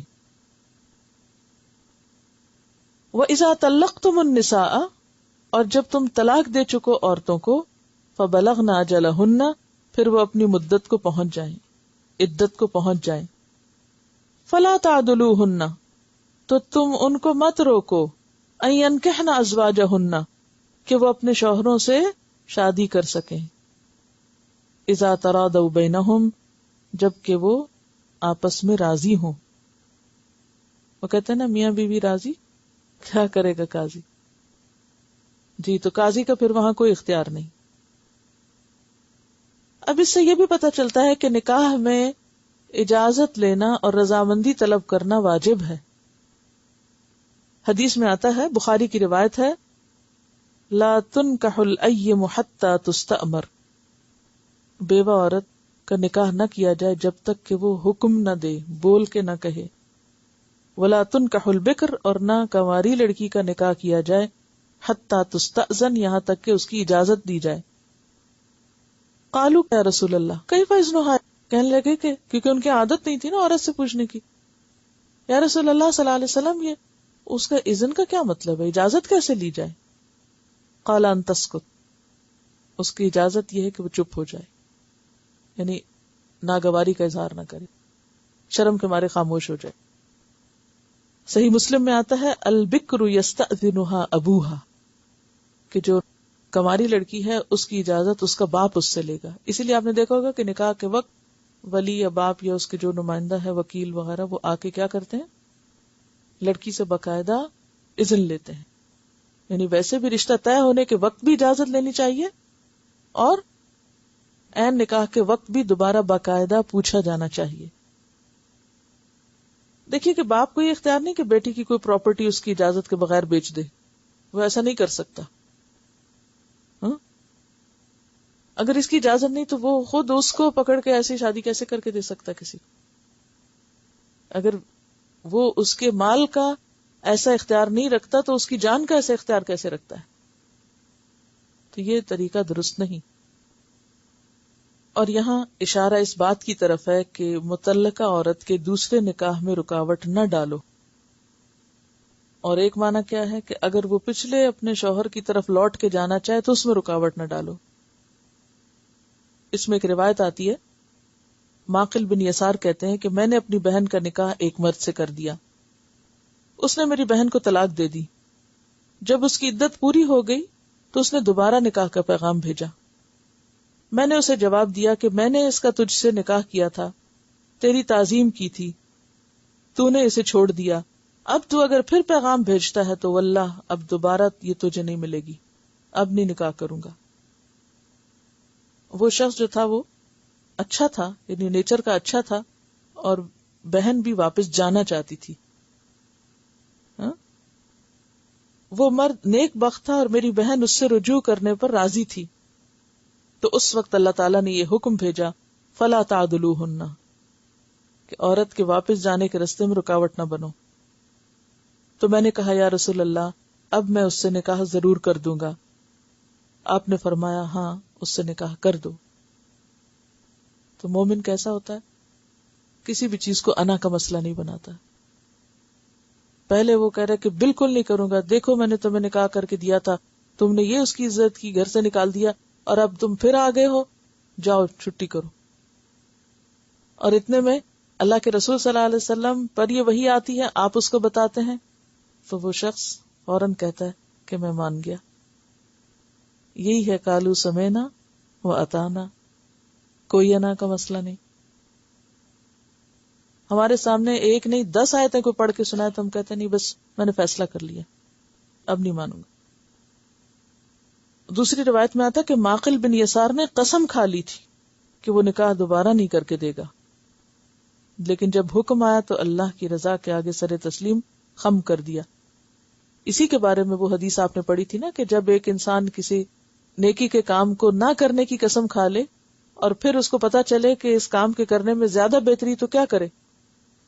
قسم توڑ دے اور کفارہ دے دے. پیچھے وہ جو آیت گزری تھی لا تجعلوا اللہ عرضۃ لایمانکم، پچھلے ہی سبق میں، تو کیا مطلب تھا اس کا؟ اللہ کے نام کو استعمال نہ کرو نیکی کے کام سے رکنے کے لیے. یہی اس کی وضاحت ہے، یہ موقع اس کی وضاحت کر رہا ہے کہ بعض اوقات انسان ایک جائز کام کو اپنے اوپر حرام کر لیتا ہے. کس سے؟ قسم کھا کے. قسم کھا کر کیا کہتا ہے؟ میں یہ نہیں کروں گا. جیسے معقل نے قسم کھا لی کہ میں بہن کی شادی دوبارہ اس شخص سے نہیں کروں گا. اللہ تعالیٰ نے فرمایا نہیں، اگر بہن کا دل چاہتا ہے اپنے گھر واپس جانے کو تو تم نہیں آڑے آؤ، تم نہیں رکاوٹ بنو. اچھا یہاں تو آپ دیکھیے طلاق ہو گئی، عدت گزر گئی، سب ہو گیا، وہ دوبارہ نکاح کا پیغام دے رہا ہے. لیکن ہمارے ہاں تو اگر کسی وقت شوہر نے بیوی کو کچھ برا بھلا کہہ دیا، ناراض ہو گیا، تو عموماً میکے والے بیچ میں مداخلت کرتے ہیں. وہ چھوٹی سی بات ہوتی ہے نا، اس کو اتنا طویل کر دیتے ہیں. ابھی طلاق نہ بھی ہو تو وہ کہتے ہیں نہیں اب واپس نہیں جا سکتی. اور ایسے ایسے انا کے مسئلے بنا کے گھروں کو برباد کر دیتے ہیں کہ جس کے پیچھے نہ کوئی لاجک ہے اور نہ ہی کوئی شریعت کا حکم سوائے اپنی انا کے. تو یہ سب ناجائز باتیں. اسی لیے آپ دیکھیے کہ یہاں پر وَاعْلَمُوا کی تکرار ہے، وَاتَّقُوا اللہ کی ہے، تِلْکَ حدود اللہ کی ہے، تاکہ لوگ خدا سے ڈرتے ہوئے ان معاملات کو طے کریں. اور دوسرا معنی جیسے میں نے عرض کیا تھا کہ دوسرا نکاح اگر کہیں اور شادی کرنا چاہتی ہے تو اس پر بھی رکاوٹ نہ بنے کہ تمہیں ایک شادی سے سمجھ نہیں آئی یا پھر شادی کرنا چاہتی. ذالک یوعظ بہ من کان منکم یؤمن باللہ والیوم الآخر. یہ تو نصیحت اس کے لیے جو اللہ اور یوم آخرت پر ایمان رکھتا ہے. جس کے دل میں اللہ اور یوم آخرت پر ایمان نہیں، وہ اس بات کو نہیں سمجھے گا اور وہ اس معاملے کو درست طور پر حل نہیں کرے گا. اور پھر آپ دیکھیے کہ اس کا تعلق کس سے ہے کہ اگر عورت رضامند ہے کہیں شادی کرنے پر اور لڑکے میں کوئی عیب نہیں، تو محض یہ سوچ کر کہ چونکہ اس نے اپنی پسندیدگی کا اظہار کر دیا اس لیے اب شادی ہم کریں گے ہی نہیں. کئی خاندانوں میں یہ بھی ایک ہوتا ہے نا مسئلہ کہ ویسے لڑکا بہت اچھا، بھی کیا مشکل ہے، کوئی مشکل نہیں، چونکہ یہ دونوں ایک دوسرے کو لائک کرتے ہیں تو ہمارے ہاں تو یہ ہماری عزت کے خلاف ہے اور ہماری انا کے خلاف ہے، اب نہیں ہم شادی کر کے دیں گے. اگر یہ بات نہ ہوتی تو ہم ضرور کر دیتے.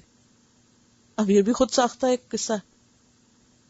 تو اسی طرح وائس ورسا جبرن نہیں کہیں کر سکتے. مثلا حضرت خنسا بنت خزام کہتی ہیں کہ میرے باپ نے میرا نکاح کر دیا جبکہ میں سیبہ تھی. سیبہ کیا ہوتا ہے؟ شادی شدہ تھی اور طلاق یافتہ تھی یا شوہر فوت ہو گئے. میں اس نکاح کو پسند نہیں کرتی. آخر میں آپ صلی اللہ علیہ وسلم کے پاس آئی تو آپ نے میرے باپ کے کیے ہوئے نکاح کو فسخ کر دیا. تو اس سے کیا پتہ چلتا ہے کہ جبرن نکاح نہیں کرنا چاہیے. فرمایا ذالکم ازکا لکم، یہ بات تمہارے لیے زیادہ پاکیزہ. کون سی بات؟ کس بات کی طرف اشارہ ہے؟ یہ بات تمہارے لیے پاکیزہ تر ہے. نمبر ایک جائز معروف طریقے سے ہونے والے نکاح میں رکاوٹ نہ ڈالنا. نمبر 2 شوہر اور بیوی کی، لڑکے اور لڑکی کی باہم رضامندی سے شادی کرنا. نمبر 3 پسند کی شادی کوئی جرم نہیں، کوئی گناہ نہیں. مثلا اگر آپ کا بیٹا یہ کہتا ہے کہ میں اپنی فلاں کزن سے شادی کرنا چاہتا ہوں اور وہی کروں گا، اور آپ کی اور اس کزن کی ماں کی نہیں بنتی تھی یا 2 بھائیوں کی نہیں بنتی تھی، اب آپ سے کسی صورت گوارا اور برداشت نہیں کہ آپ کے بچے آپس میں شادی کریں، تو عموماً پھر کیا کرتے ہیں؟ وہاں نہیں کروں گی اور جہاں مرضی کو کر. نہیں، اب انا کا مسئلہ نہیں بنا. ذالک ازکا لکم، یہاں اپنی انا مار کے، اپنے اختلافات بھول کے، یا اپنی جلن اور حسد اور اپنے جو وہ بغض ہے اس کو ختم کر کے ان بچوں کی شادی کر دینا. ازکا لکم، اس میں تمہارا تزکیہ ہوگا. کیا تزکیہ ہوگا؟ ہاں، کسی کے جائز حق کو دینے کے لیے اپنی ناجائز بات کو پی جانا، ختم کر دینا، یہی تزکیہ ہوتا ہے. یعنی اپنے پسند اور ناپسند کو اللہ کے حکم کے تابع کر لینا. ٹھیک ہے میرا دل تو نہیں مانتا لیکن اللہ کا حکم ہے تو میں راضی ہوں. عموماً آپ دیکھیں ہمارے معاشرتی مسائل کیا ہیں، یہی مسئلے بنائے ہوئے نا، بے وجہ کے مسئلے بنائے ہوئے. اچھا بعض اوقات والدین رکاوٹ ڈالتے ہیں جائز وجہ سے بھی، لیکن عموماً رکاوٹیں جائز وجہ سے نہیں ڈالتے. یا انا کا مسئلہ ہوتا ہے یا اسٹیٹس کا مسئلہ ہوتا ہے. مثلا لڑکے نے ایسی لڑکی پسند کر لی جو طلاق یافتہ ہے، اب تو آش آمد گئی، تو ہو ہی نہیں سکتا.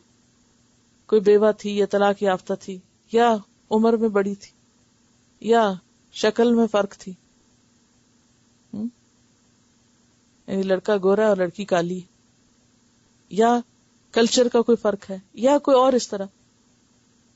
تو دیکھیں اسلام نے جہاں منع کیا وہ تو شرک ہے اور کفر ہے، اور اگر وہ نہیں تو دین ہے اور بظاہر کوئی ایسی خاص خرابی نظر نہیں آتی. ایک ہوتا ہے نا کہ بظاہر ایسی خرابیاں ہیں کہ جو آئندہ بچوں کے لیے بڑی نقصان دہ ہو سکتی، تو اس میں تو ماں باپ روک سکتے ہیں.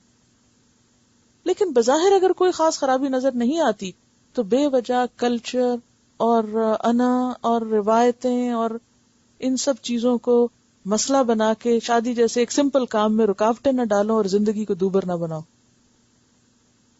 وہ اطہر اور زیادہ پاکیزہ ہے، یعنی گناہوں سے پاک کرنے والی چیز ہے. ورنہ ایسے معاملات میں رکاوٹ ڈالا جانا عموماً گناہوں میں اضافے کا سبب بنتا ہے. تو میں روز گھر میں چپکلش، روز لڑائی، روز جھگڑا، وہ روٹ کے جا رہا ہے، وہ آ رہا ہے، یعنی بہت سی خرابیاں پھر چل پڑتی. پھر کیا ہوتا ہے الٹیمیٹلی بچے جا کے کورٹ میں شادی کر لیتے ہیں، وہ ماں باپ کو بالکل ہی چھوڑ دیتے ہیں. یہ زیادہ بہتر صورت ہے، یا پھر ایک جائز حق پہ راضی ہو جانا کہ اگر بظاہر خرابی نظر نہیں آتی تو جانے دو.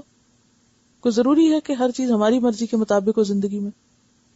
اگر وہ خوش ہیں تو رہیں خوش. تو ایسے میں ماں باپ کو یا جو ولی الامر ہیں ان کو ایشو نہیں پیدا کرنا چاہیے، معاملات کو سلجھانے کی کوشش کرنی چاہیے.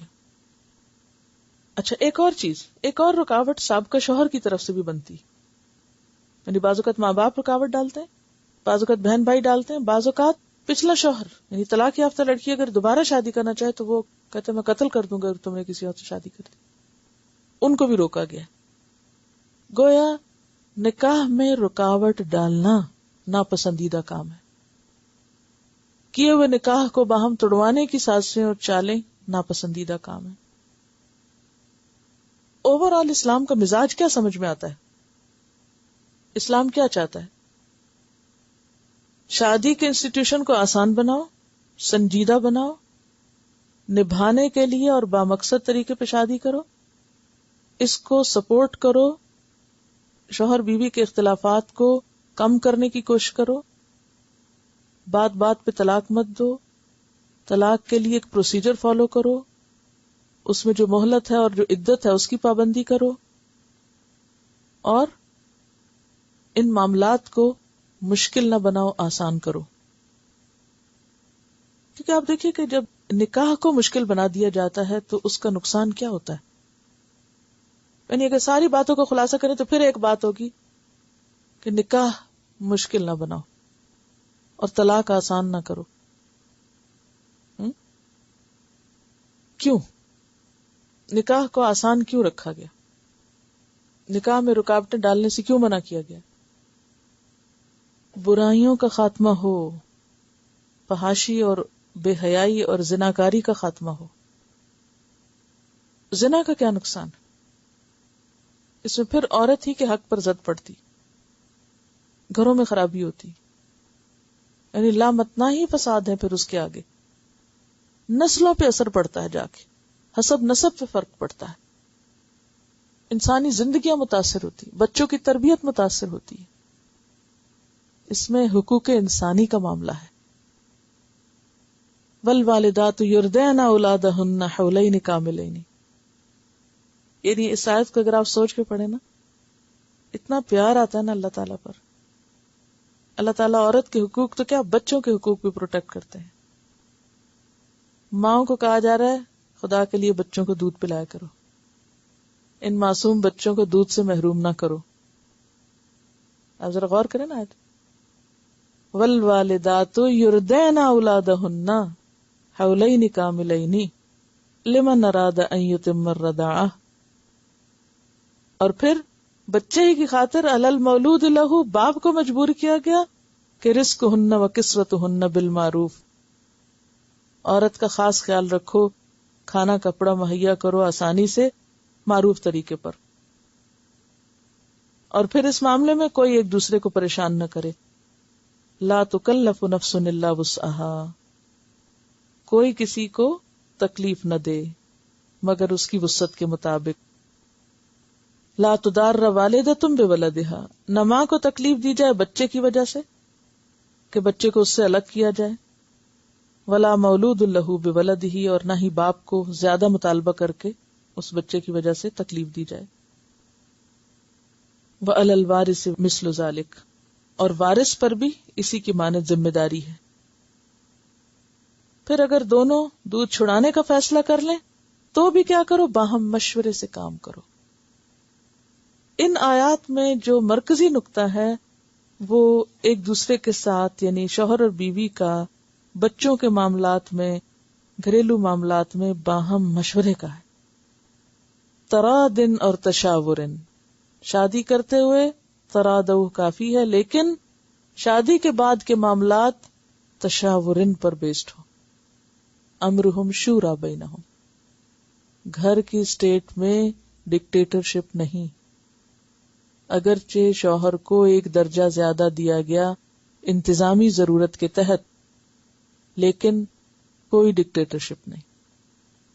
تشاور، ہر معاملے میں مشورہ ہوگا اور دونوں کا باہم ہوگا، یعنی معاملات کو جذبات کی بھینٹ نہیں چڑھایا جائے گا، معاملات کو باہمی مشورے سے حل کیا جائے گا.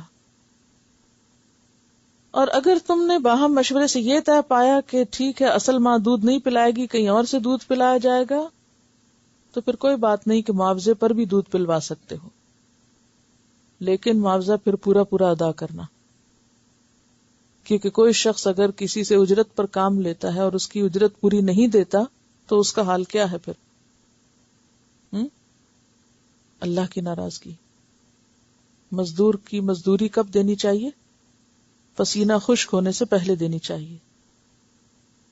واتقوا اللہ واعلموا ان اللہ بما تعملون بصیر، اور اللہ سے ڈرو اور جان لو کہ اللہ وہ سب دیکھتا ہے، سب جانتا ہے جو بھی تم کرتے رہتے ہو.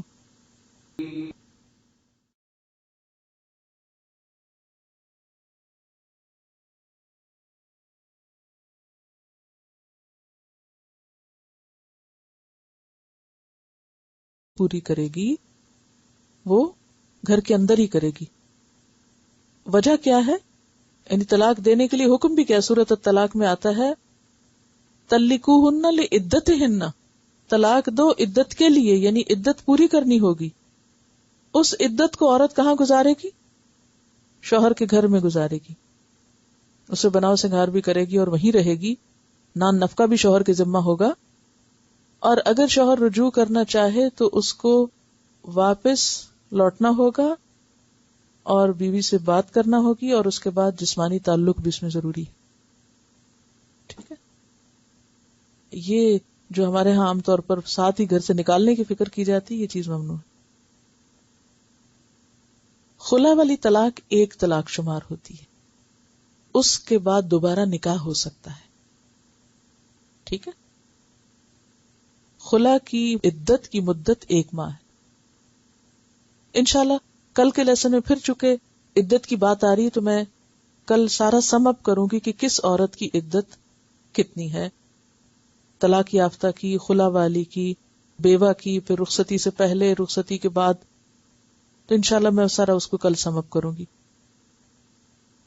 ان کا سوال یہ کہ اگر کوئی شوہر اپنی بیوی کو 1 طلاق دیتا ہے، اس نے 3 مہینے کے اندر رجوع نہیں کیا، نکاح ختم ہو گیا، طلاق بائن ہو گئی، 10-15 سال گزر گئے، پھر اس کو خیال آیا کہ اب دوبارہ گھر بسا لیں، تو پھر کیا کرے؟ دوبارہ نکاح کرنا ہوگا. نکاح کر کے دوبارہ اس کو اسی طرح پیغام بھیجے گا، نکاح ہوگا، ولیمہ ہوگا، رخصتی ہوگی، واپس آئے گی اہتمام کے ساتھ. حلالہ کی ضرورت نہیں ہے. حلالہ کرنا کرانا تو ویسے ہی لعنت کیا گیا اس شخص پر. اس میں صرف جو تیسری دفعہ طلاق ہو جاتی ہے نا، اس کے بعد نکاح نہیں ہو سکتا. اچھا، میرا سوال یہ ہے کہ مسنون طلاق کا طریقہ کیا ہے؟ سنت کے مطابق طلاق کیسے دی جاتی؟ حالت طہر میں، اس طہر میں جس میں کوئی ابھی جسمانی تعلق نہیں ہوا، اس میں 1 دفعہ طلاق دے. جذباتی فیصلہ بھی سوچ سمجھ کے کرنا ہے. میرا سوال یہ ہے کہ حیض کی حالت میں طلاق دینے سے منع کیوں کیا گیا؟ اذا کی کیفیت میں ہوتی ہے، اور اس کی اذا سے شوہر بھی اذا میں ہوتا ہے، تو وہ ایک نارمل حالت نہیں ہوتی عام طور پر، یعنی اس میں چانسز زیادہ ہیں. بعض اوقات لوگوں کو یہ حالت اتنا افیکٹ نہیں بھی کرتی، لیکن اس کے باوجود پسندیدہ کیا ہے کہ حالت حیض میں طلاق نہیں دی. اب اگر کسی نے دے دی تو کیا طلاق ہوئی؟ طلاق تو ہو جائے گی، لیکن ایسے شخص نے ایک گناہ کا کام کیا، ناپسندیدہ کام کیا. دوسرا سوال ہے میرا، کیا حمل کی حالت میں عورت کو طلاق دی جا سکتی ہے؟ دی جا سکتی ہے، دی جا سکتی ہے کہ پسندیدہ وہ بھی نہیں ہے اور وہ بھی طلاق واقع ہو جائے گی. ٹھیک ہے، کیونکہ حمل والی عورتوں کی عدت کی جو بات ہو رہی ہے جس سے پتہ چلتا ہے کہ پھر طلاق بھی تو ہوگی تبھی عدت ہوگی نا. لیکن پسندیدہ کیا ہے کہ طہری کی حالت میں ہو، پھر وہ پسندیدگی کی حالت نہیں ہے، لیکن اگر کوئی دیتا ہے تو طلاق واقع ہو جائے گی. اچھا، اب آپ یہ بتائیے کہ ایک شخص نے، سوال یہ ہے کہ ایک شخص نے اپنی بیوی کو طلاق دی، ابھی ایک ہی مہینہ گزرا تھا کہ اس نے رجوع کر لیا، تو کیا وہ رجوع کر سکتا ہے؟ جی ہاں. اگر 3 مہینے گزر گئے اور رجوع نہیں کیا تو کیا رجوع کر سکتا ہے؟ کیا نکاح کر سکتا ہے؟ اب رجوع نہیں کر سکتا، اب دوبارہ نکاح کے ساتھ پھر بسا سکتا ہے. اصل میں یہ حلالہ اتنا عام ہو گیا ہے، افسوس کی بات ہے مسلمان معاشرے میں، کہ اس کو بھی ایک ہتھیار بنا لیا گیا. اسی لیے تو یبینھا اور وَاعْلَمُوا، کتنی دفعہ وَاعْلَمُوا آ رہا ہے. یہ پتہ ہونا چاہیے، اگر شادی کرنے کا پتہ ہے تو ان احکامات کو جاننے کا بھی پتہ ہونا چاہیے. اس لیے اس کتاب میں کل بھی ذکر کیا اور آج بھی کہ شوہر اور بیوی کے ایک دوسرے کے اوپر جو حقوق اور فرائض ہیں ان کا دونوں کو علم ہونا چاہیے. اگر دونوں اپنے اپنے فرائض پورے کریں گے اللہ سے ڈرتے ہوئے تو اختلافات اور فساد کے چانسز بہت کم ہو جاتے ہیں. اللہ تعالیٰ نے حقوق و فرائض اور تلک حدود اللہ رکھے اس لیے تاکہ یہ نظام صحیح چلے. تو اس کے لیے میں آپ سے پھر یہی گزارش کروں گی کہ براہ کرم یہ کتاب آپ کی سلیبس میں ریفرنس کی کتاب ہے، طلاق کی کتاب جو ہے کتاب الطلاق. اس میں شوہر اور بیوی کے حقوق بھی موجود ہیں قرآن کی آیات اور احادیث سے. تو اگر ابھی تک آپ کو اپنے فرائض نہیں پتا اور اپنے حقوق نہیں پتا تو پڑھ لینے میں اٹس نیور ٹو لیٹ، پڑھنے میں کوئی حرج نہیں. تو اس کو آپ پڑھ لیں. اگر ابھی نہیں بھی کتاب آپ کے پاس تو ایک پڑھ کے آپس میں شیئر کر لیں، کیونکہ یہ احکامات ابھی یہاں آئے ہیں، پھر آگے بھی آئیں گے دوبارہ. سورۃ الطلاق کے نام سے پوری سورت ہے، پھر یہ احکامات آخری حصے میں قرآن کے ریوائز ہوں گے. اس سے پہلے یہ کتاب اگر لے لیں اور پھر آگے آپ سورۃ النساء آپ دیکھیں جب پڑھیں گے پھر اس میں کچھ باتیں آئیں گی. تو یہ چونکہ ہر انسان، دیکھیں ہر وہ انسان جو پیدا ہوتا ہے، جوان ہوتا ہے، وہ شادی کرتا ہے اور شادی کرنا مسنون ہے، ایک دین کا حصہ ہے. نکاح سے ایمان مکمل ہوتا ہے.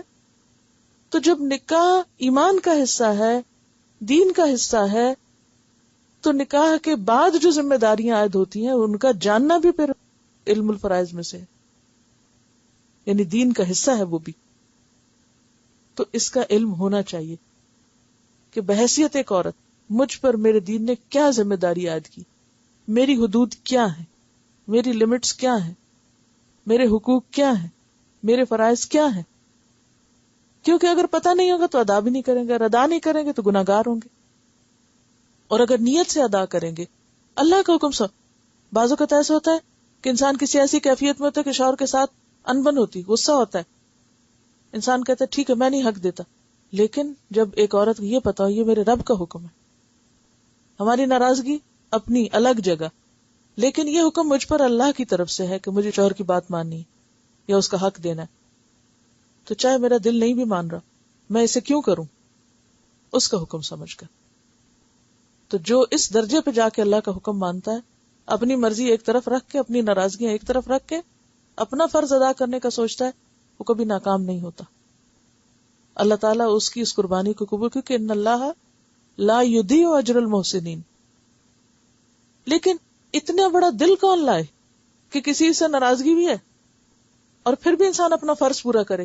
یہ کب آ سکتا ہے؟ من کان یؤمن باللہ والیوم الاخر، اور پھر ساتھ علم ہو اس کو، ایمان کے ساتھ پھر علم ہو اس کو کہ کیا میری ذمہ داری ہے اور کیا میں اپنی ذمہ داری پوری کر رہی ہوں یا کر رہا ہوں، یہ جاننا بے حد ضروری ہے. تو یہ سارا جو خاندانی زندگی کی اصلاح ہے یہ دین کا حصہ ہے. آپ بحیثیت امت مسلمہ کے دین، تبلیغ اور اسلام کی خدمت کا کام نہیں کر سکتے اگر آپ کے گھر میں روز لڑائی اور روز فساد ہے اور ایک دوسرے کے حقوق آپ پامال کر رہے ہیں. ساری شرائط دوبارہ، پھر سے مہر، پھر سے ولی، پھر سے گواہ، پھر سے ولیمہ، پھر سے رخصتی، سب پہلے جیسا. ٹھیک ہے وہ اہتمام جو عموماً شادی پر اتنا لمبا چوڑا ہوتا ہے وہ اس طرح شاید نہ ہو، لیکن اسی شوہر سے دوسرے نکاح پر بھی وہ ساری شرائط اسی طرح پھر آئیں گی جیسے پہلی دفعہ آئی تھی. اچھا اب آپ دیکھیے کہ اب دوسرے دفعہ نکاح کرنے سے اس کو مزید 3 طلاقیں دینے کا حق نہیں مل جاتا. وہ ایک حق زندگی میں ایک دفعہ جو اس نے لے لیا، ایک طلاق دینے کا ہو گیا، اب اس کے پاس ایک چانس ہو رہا ہے. پھر نکاح کیا، اگر خدا نخواستہ پھر طلاق دے دی اور عدت کے اندر رجوع نہیں کیا تو پھر کیا ہے، ایک دفعہ اور نکاح پھر کر سکتا ہے. پہلی دفعہ نکاح کیا، طلاق دی، پھر نکاح کیا، طلاق دی، پھر نکاح کیا، طلاق دی، اور اب تیسری دفعہ اگر اس نے طلاق دی اس ختم معاملہ. کیونکہ دور جاہلیت میں عورت کو ستانے کے لیے لوگ یہی قصہ کرتے تھے، طلاق دی، عدت پوری ہونے لگی یا رجوع کر لیا، گزر گئی تو پھر نکاح کر لیا، پھر ستانے کو، پھر نکاح، پھر طلاق، پھر رجوع، پھر طلاق. نہ عورت کو بسایا اور نہ ہی اس کو آزاد کیا، اور زندگی اجیرن اور جہنم بنا کے رکھ دی. تو ان چیزوں کو ختم کرنے کے لیے فرمایا الطلاق مرتان، 2 ہی چانس ہے. ٹھیک ہے. اب ایک قصہ جو آپ نے پوچھا نہیں، جو مجھے خود ہی چھیڑنا چاہیے، اور وہ یہ ہے کہ بیک وقت اگر کوئی 3 طلاقیں دے دیتا ہے تو پھر اس کا کیا ہوگا؟ کیا طلاق ہو جائے گی یا پھر طلاق ہوگی ہی نہیں، یا پھر کیا ہوگا؟ تو پہلی بات تو یہ ہے کہ یہ خلاف سنت ہے، یہ طریقہ دین کے خلاف ہے، حرام ہے. اور حضرت عمر رضی اللہ تعالی عنہ اس شخص کو کوڑے لگا کے اس کی پیٹھ زخمی کرتے تھے جو ایک وقت میں 3 طلاقیں دیتا تھا. اب آپ دیکھیے کہ اس کے اوپر تھوڑی سی بات میں کروں گی آپ سے. اب آپ دیکھیے کہ ایک طریقہ آپ نے قرآن میں پڑھ لیا کہ طلاق مرتان، کہ طلاق کا طریقہ یہ ہے، سنت سے آپ کو پتا چل گیا کہ کس وقت کس حالت میں طلاق دی جائے گی. لیکن جب لوگ کسی بھی حق کو مس یوز کرتے ہیں یا کسی بھی اختیار کو غلط طریقے سے استعمال کرتے ہیں تو ایسی صورت میں پھر اس کی تھوڑی سی اس پر تحقیق یا اس کے بارے میں جاننا ضروری ہے. تو پہلی بات یہ کہ ایک ہی وقت میں 3 دفعہ طلاق بولنا جو ہے یہ خلاف سنت ہے. یہ جو کہا گیا نا کہ طلاق مرتان، تو یہ نہیں کہا گیا طلاق طلقتان. طلقتان کا کیا مطلب ہے؟ 2 طلاقیں یا 3 طلاقیں. اب اگر یہ کہا بھی جائے کہ ایک وقت میں 2 طلاقیں تو پھر 2 دفعہ بولے نا، 3 بولنے کی کیا ضرورت ہے؟ تو 3 شاید اس لیے بولتے ہیں کہ پھر اس کے بعد اب بسانا نہیں. تو پہلی بات تو یہ ہے کہ اگر ایک ہی دفعہ میں 3 دی ہوئی 3 ہوتی تو پھر یہ ساری آیات اور یہ سارا طریقہ جو ہمیں بتایا گیا اور یہ ساری حکمت کہ کیوں وقفے سے اور کیوں عدت کے 3 مہینے اور کیوں رجوع کی اجازت اور رخصت، یہ سب تو پھر ختم ہی ہو کے رہ جاتے. اس کی تو ضرورت ہی نہیں. پھر اس آیت کو پڑھنے کی کیا ضرورت ہے اگر ایک ہی جھٹکے میں عورت کو. آپ دیکھیے کہ مرغی کو بھی ذبح کرنا ہو نا تو ایک جھٹکے سے ذبح کرنا منع ہے. تو کہاں یہ کہ زندگی بھر کے تعلق کو ایک ہی جھٹکے میں اور ایک ہی جگہ بیٹھ کے 3 دفعہ کہہ کے تو ہمیشہ کے لیے گھر الگ کر لیا جائے. یہ ایک انتہائی ناپسندیدہ صورت ہے. اب یہ بات پھر کہاں سے آئی کہ جو چاروں امام کہتے ہیں کہ اگر کسی نے ایک ہی وقت میں 3 طلاقیں دے دی تو 3 ہو گئیں؟ یہ بات کہاں سے شروع ہوئی اور کیا اس کی حقیقت ہے؟ اس کے بارے میں مسلم میں روایت ہے. حضرت عبداللہ بن عباس فرماتے ہیں نبی اکرم صلی اللہ علیہ وسلم کے زمانے میں، حضرت ابوبکر صدیق کے زمانے خلافت میں، حضرت عمر فاروق کے زمانے خلافت میں 2 سال تک بیک وقت دی گئی 3 طلاقیں ایک شمار کی جاتی. حضرت عمر بن خطاب نے کہا جس چیز میں لوگوں کو سوچنے سمجھنے کی مہلت دی گئی تھی لوگوں نے اس بارے میں جلد بازی سے کام لینا شروع کر دیا جو خلاف سنت ہے. لہذا آئندہ ہم بیک وقت دی گئی 3 طلاقوں کو 3 ہی نافذ کر دیں گے. تو انہوں نے ایک آرڈیننس کے ذریعے اب اس شخص کی بھی جو ایک ہی وقت میں 3 دفعہ بولتا تھا اس کو 3 ہی شمار کرنا شروع کر دیا. اور اس کے بعد حضرت عمر نے اپنا فیصلہ نافذ کر دیا، اور لوگوں نے اس پر ریئیکٹ نہیں کیا، تو وہ اس وجہ سے تھا کہ یعنی اس رجحان کو روکنا مقصود تھا کہ لوگ ڈریں اور لوگ آئندہ یہ غلط طریقہ اختیار نہ کریں. لیکن یہ ایک وقتی ضرورت کے تحت تھا، نہ کہ ہمیشہ کے لیے ایک قانون بنائے جانے کے لیے. اور اس میں علماء کا اختلاف ہے. بعض یہ کہتے ہیں کہ اگر شوہر نے بالکل الگ کرنے کی نیت سے ایسا کیا ہے تو پھر وہ واقع بھی ہو جائے گی، یعنی اس میں پھر شوہر کی نیت کا دخل ہوگا. اور بعض یہ کہتے ہیں کہ نہیں، جس طرح نبی صلی اللہ علیہ وسلم کے زمانے میں، حضرت ابوبکر کے زمانے میں 3 کو 1 شمار کیا جاتا تھا، اس لیے اگر کوئی ایک دفعہ میں 3 کیا 1000 دفعہ بھی بولے تو 1 طلاق شمار ہوگی، کیونکہ وہ ایک بار ہے. طلاق مرتن کا کیا مطلب ہوتا ہے؟ ایک بار. اور مرتان 2 بار، 2 دفعہ لفظ بولنا نہیں بلکہ 2 الگ الگ مواقع پر دینا، اور پھر بائن کے لیے تیسرے الگ موقع پر طلاق دینا. اور جیسے کہ سورۃ الطلاق میں آتا ہے کہ طلقوہن لعدتہن، اور اگر ایک ہی دفعہ میں طلاق بائن ہو جائے تو وہ عدت کا تو پھر کانسیپٹ جس میں رجوع ہو سکتا ہے، رجوع کا حق تو مرد کے پاس رہا ہی نہیں، اور سوچنے سمجھنے کا بھی وقت نہیں رہا. اور خاندانی نظام جو ہے وہ اتنی معمولی سی چیز نہیں ہے کہ جس کو انسان ایک ہی جھٹکے سے ختم کر دے اور بچوں کا مستقبل اور سب چیزیں داؤ پہ لگا دے. اور پھر لوگوں نے اس کا حل کیا تلاش کیا؟ اس خرابی کے بعد ایک اور خرابی شروع ہوئی کہ حلالہ کرانا شروع کر دیا.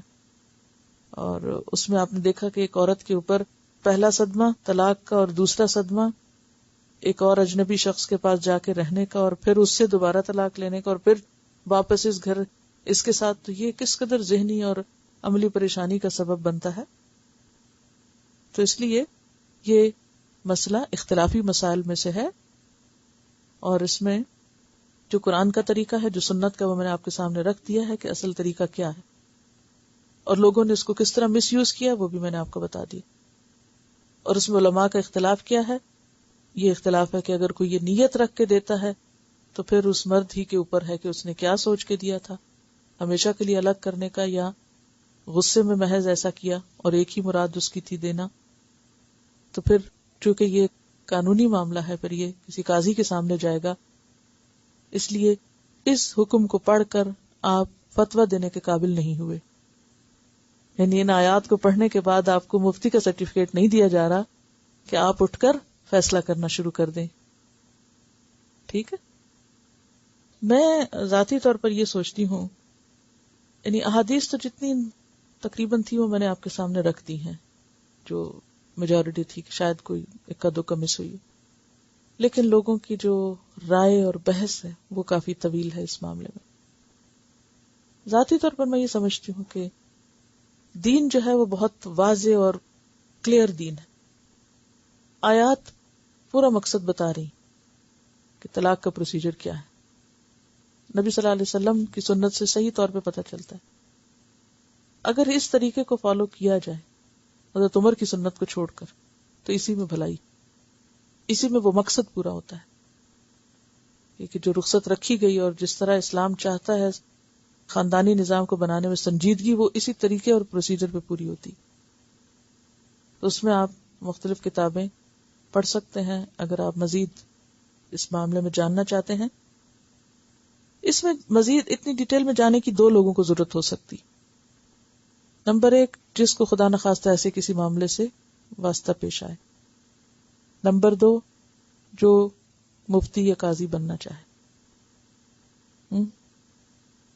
تو اس نے خدا کو جواب دینا ہے، لہذا پورے شرع صدر کے لیے ساری بات کو پڑھے. لیکن عامت الناس کے لیے اتنا ہی کافی ہے جو آپ کو بتا دیا گیا کہ اصل چیز ہے کیا، اصل حقیقت کیا ہے اس معاملے میں. اب دیکھیے کہ تقریباً 7 اسلامی ملک ہیں جس میں یہ قانون باقاعدہ نافذ ہے کہ اگر کوئی شخص ایک ہی وقت میں 3 طلاقیں دے گا تو اس کی طلاق جو ہے وہ کنسیڈر نہیں ہوگی، اس کو ایک ہی شمار کیا جائے گا. میں آپ کو ملکوں کے نام بھی بتا دیتی ہوں. 7 اسلامی ممالک جن میں مصر، سوڈان، اردن، مراکش، عراق، شام اور پاکستان شامل ہیں، ایک مجلس کی 3 طلاقوں کو ایک ہی طلاق شمار کرنے کا قانون نافذ ہے، یعنی قانون موجود ہے۔ بعض اہل علم کے نزدیک بیک وقت دی گئی 3 طلاقیں 3 ہی شمار ہوتی ہیں، لیکن بات یہ ہے کہ نبی صلی اللہ علیہ وسلم کے زمانے میں 3 کو کیا شمار کیا گیا؟ ایک شمار کیا گیا۔ آپ کے مقابلے میں حضرت عمر کا اجتہاد ایک وقتی ضرورت تو پوری کرتا ہے، مگر آپ کے قانون کی جگہ نہیں لے سکتا۔ پھر اسی طرح یہ ہے کہ امام مسلم کی صحیح روایت میں وہ حدیث جو میں نے ابھی آپ کے سامنے پڑھی کہ آپ صلی اللہ علیہ وسلم کے زمانے میں، پھر حضرت ابوبکر کے زمانے میں اور عمر رضی اللہ تعالیٰ عنہ کے بھی ابتدائی 2 سالوں میں یہی قانون نافذ تھا۔ پھر اس کے بعد حضرت عمر کے اجتہاد کے بعد بھی کبھی امت کا اس پہ اتفاق نہیں ہوا کہ ہاں ایک ہی وقت میں 3 بولنے سے 3 ہو جائیں گی۔ پھر اسی طرح یہ جو حضرت عمر نے آرڈیننس نافذ کیا تھا وہ لوگوں کو ایک خرابی سے روکنے کے لیے کہ اگر تم نے ایسا کیا تو بطور سزا تم پر نافذ ہو جائے گا، لیکن وہ ایک وقتی ضرورت تھی، وہ ایک مستقل قرآنی حکم اور ایک سنت کی جگہ نہیں لے سکتی۔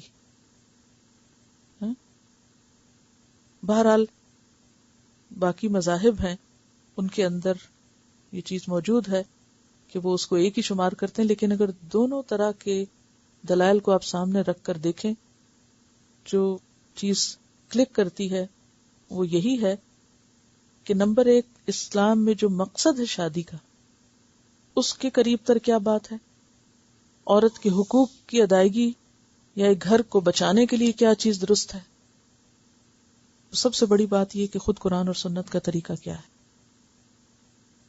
وآخر دعوانا ان الحمد للہ رب العالمین، سبحانک اللہم و بحمدک، نشہد ان لا الہ الا انت، نستغفرک و نتوب الیک۔